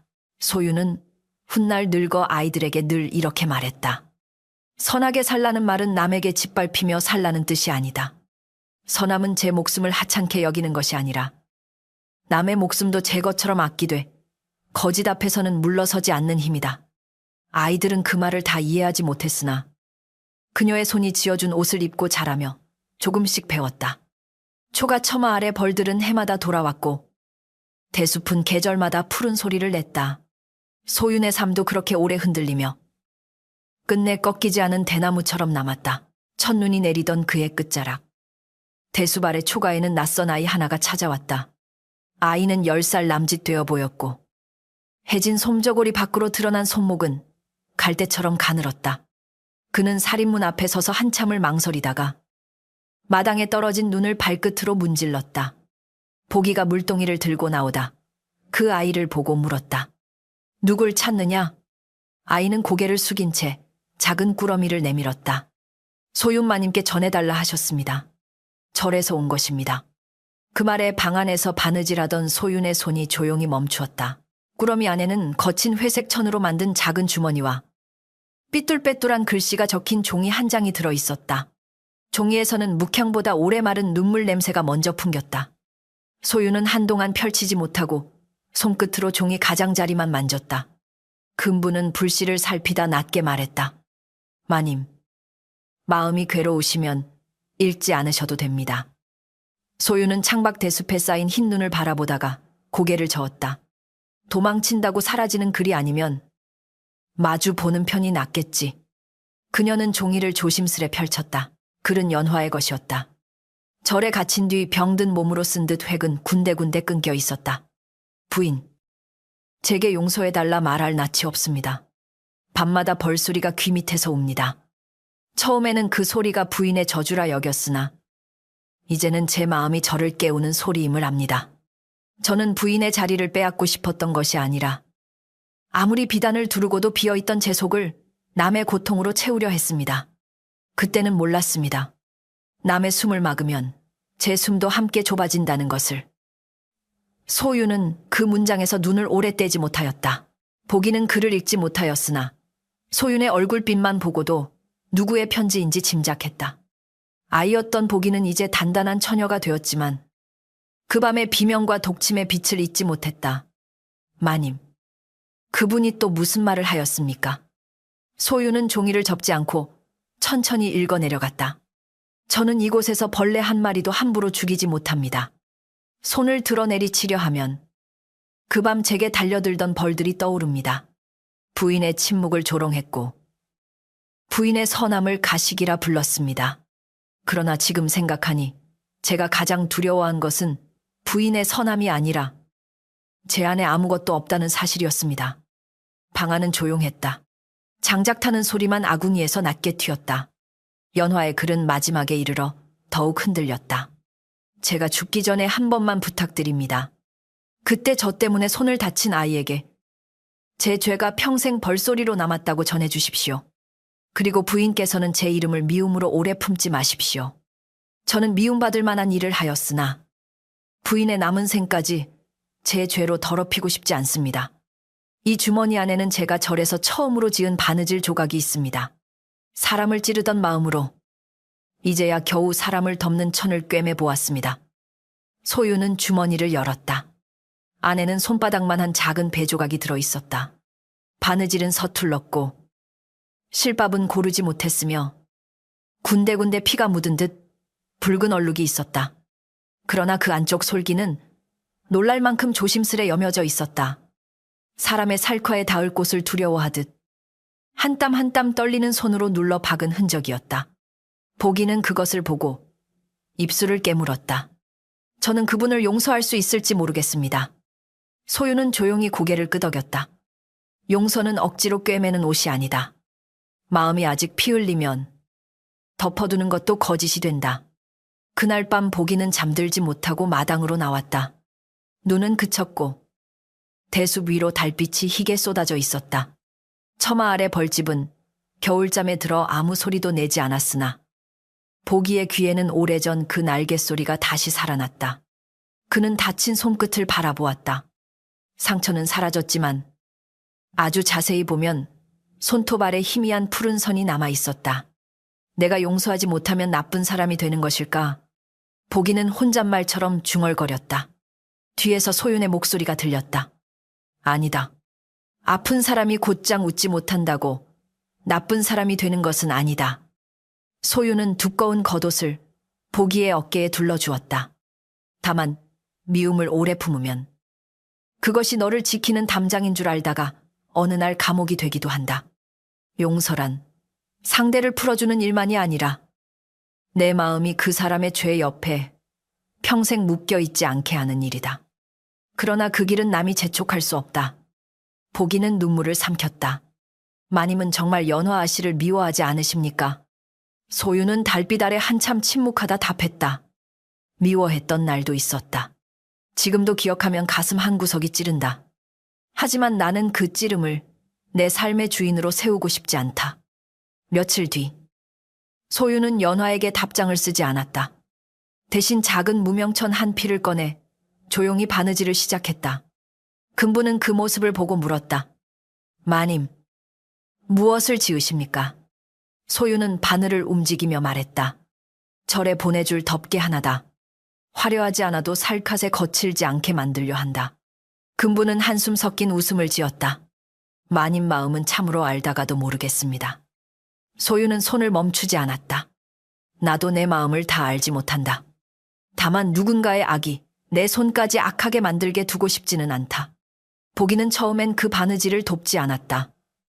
방 한쪽에서 아이들에게 글자를 가르치는 척했으나 눈은 자꾸 소윤의 손으로 갔다. 사흘째 되는 날 밤 보기는 말없이 다가와 실구리를 잡았다. 소윤은 아무 말도 하지 않고 바늘을 건넸다. 보기는 안쪽 솔기를 천천히 눌러 꿰매었다. 손끝이 몇 번 떨렸으나 그는 끝내 실을 끊지 않았다. 제가 용서해서 돕는 것은 아닙니다. 보기가 작게 말했다. 소윤은 고개를 끄덕였다. 안다. 보기는 다시 말했다. 다만 그분이 또 누군가를 찌르는 옷을 짓지 않기를 바랍니다. 그 말에 소윤의 눈가가 젖었다. 덮개가 완성되던 날 처마 아래 겨울잠 자던 벌 한 마리가 이상하게도 깨어나 마당을 느리게 맴돌았다. 금부는 손을 모으며 추운 날에 웬 벌이랍니까? 하고 중얼거렸다. 벌은 소윤과 보기가 만든 무명 덮개 위에 잠시 앉았다가 곧 대숲 쪽으로 사라졌다. 보기는 그 모습을 보고 오래 서 있었다. 예전 같았으면 벌을 보면 먼저 몸을 움츠렸을 것이다. 그러나 그날은 달랐다. 벌은 보기에게 공포만이 아니라 진실을 잊지 않는 작은 증인처럼 보였다. 그는 처음으로 손끝에 푸른 선을 부끄러워하지 않았다. 무명 덮개를 들고 절로 간 사람은 이윤경 훈장이었다. 며칠 뒤 돌아온 훈장은 소윤에게 말했다. 연화는 많이 수척해졌더구나. 덮개를 봤더니 한참 말을 못하고 울었다. 내 이름을 부르지는 않았다. 다만 바닥에 이마를 대고 오래 엎드려 있었다. 소윤은 조용히 들었다. 보기는 훈장의 뒤에서 주먹을 쥐었다 폈다. 훈장은 이어 말했다. 그 여인이 보기에게 전해달라 하더구나. 내 손에 남은 상처가 내 평생의 글귀다. 나는 그 글을 죽는 날까지 읽겠다. 보기는 대답하지 않았다. 그러나 그날 밤 그는 처음으로 독침 꿈을 꾸지 않고 잤다. 해가 바뀌고 봄이 왔다. 대숲의 눈은 녹아 개울로 흘렀고 조가마당에는 어린 쑥이 돋았다. 소윤은 아이들과 함께 새옷감을 말리며 연화의 편지를 작은 나무함에 넣었다. 태우지 않았고 자주 꺼내보지도 않았다. 그것은 미움의 증거가 아니라 사람이 얼마나 무섭게 무너질 수 있으며 또 얼마나 늦게라도 자기 죄를 바라볼 수 있는지를 알려주는 조용한 경계가 되었다. 보기는 가끔 그 함을 바라보았으나 열어보지는 않았다. 이미 그의 마음 안에도 한 장의 답장이 쓰이고 있었다. 나는 잊지 않겠다. 그러나 그 기억이 나를 독하게 만들게 하지는 않겠다. 몇 해 뒤 대숲 아래 초가에는 봄마다 벌이 더 많이 찾아왔다. 아이들은 그 벌들을 무서워하지 않았으나 소윤의 가르침대로 함부로 건드리지 않았다. 어느 날 한 어린아이가 물었다. 마님, 벌은 왜 꽃에도 가고 사람도 쏘나요? 소윤은 웃으며 아이의 손에 떨어진 꽃잎을 올려주었다. 벌에게도 지킬 것이 있기 때문이다. 꽃의 단맛을 모으지만 제 집을 짓밟는 발은 그냥 두지 않는다. 사람도 그래야 한다. 따뜻함을 잃지 않되 제 마음의 집을 짓밟는 이 앞에서는 침묵만 하지 말아야 한다. 아이는 다 이해하지 못했으나 그 말을 꽃잎처럼 손바닥에 오래 올려두었다. 그날 저녁 소윤과 보기는 마당에 앉아 늦봄의 바람을 맞았다. 보기는 이제 소윤과 나란히 앉아도 어깨 높이가 비슷했다. 마님, 저는 언젠가 저처럼 겁 많던 아이들을 데려와 가르치고 싶습니다. 소윤은 흐뭇하게 웃었다. 그리하여라. 네가 받은 따뜻함이 네 손에서 멈추지 않으면 그 또한 살아남은 까닭이 된다. 보기는 잠시 망설이다가 말했다. 그리고 저는 누가 울며 거짓말하는지, 누가 말없이 아픈지 잘 보는 사람이 되고 싶습니다. 소윤은 고개를 끄덕였다. 그 눈을 잃지 말아라. 세상은 큰 소리 내는 사람보다 조용히 무너지는 사람을 더 자주 놓친다. 달이 떠오르자 대숲은 은빛으로 젖었다. 멀리 절쪽 산등성이 위로 희미한 종소리가 들려왔다. 그것이 연화가 있는 절의 종인지 다른 곳의 종인지 알 수 없었으나 소윤은 그 소리를 오래 들었다. 죄지은 이의 참회가 모든 상처를 고쳐주지는 못한다. 그러나 상처 입은 이가 자기 삶을 다시 따뜻하게 데우는 순간 죄는 더 이상 그 사람의 내일을 지배하지 못한다. 소윤은 눈을 감고 조용히 숨을 들이마셨다. 꿀냄새도 독냄새도 아닌 봄 흙과 대나무 잎의 냄새가 가슴 깊이 들어왔다. 사람은 누구나 비단처럼 고운 겉모습의 마음을 빼앗기기 쉽다. 그러나 진짜 두려운 것은 낡은 옷이 아니라 그 안쪽 솔기에 숨은 독침 같은 마음이다. 연화는 남의 자리를 빼앗으면 제 빈 마음이 채워질 줄 알았으나 탐욕은 그릇이 아니라 구멍이어서 아무리 부어도 차지 않았다. 끝내 그녀를 뒤덮은 벌떼는 하늘에서 떨어진 괴이한 벌이 아니라 스스로 심어둔 악의 씨앗이 날개를 달고 돌아온 것이었다. 소윤이 참으로 귀한 까닭은 억울함을 당하고도 끝내 악한 이와 같은 독을 품지 않았기 때문이다. 그녀는 약해서 참은 것이 아니오. 사람답게 살고자 견딘 것이며 진실 앞에서는 더 이상 물러서지 않았다. 착하다는 것은 짓밟히는 것이 아니라 남의 고통을 함부로 만들지 않되 제 목숨과 존엄을 지킬 줄 아는 단단함이다. 그러니 선한 이는 침묵만을 미덕으로 삼지 말고 거짓이 사람을 삼키려 할 때에는 반드시 일어나 말해야 한다. 이 이야기가 남기는 뜻은 분명하다. 남을 해쳐 얻은 행복은 오래 머물지 못하고 억울한 이를 울린 죄는 언젠가 제 문 앞에서 울음으로 돌아온다. 사람은 날마다 제 마음의 안감을 살펴야 한다. 겉으로 웃는 얼굴보다 보이지 않는 곳에 무엇을 숨기고 사는지가 한 사람의 끝을 정한다. 부디 남의 눈물을 밟고 올라서려 하지 말라. 작은 은혜는 언젠가 길을 밝히고 작은 악의는 언젠가 벌침이 되어 돌아온다. 하늘은 더딘 듯하여도 끝내 사람의 마음속 가장 깊은 솔기까지 들여다본다.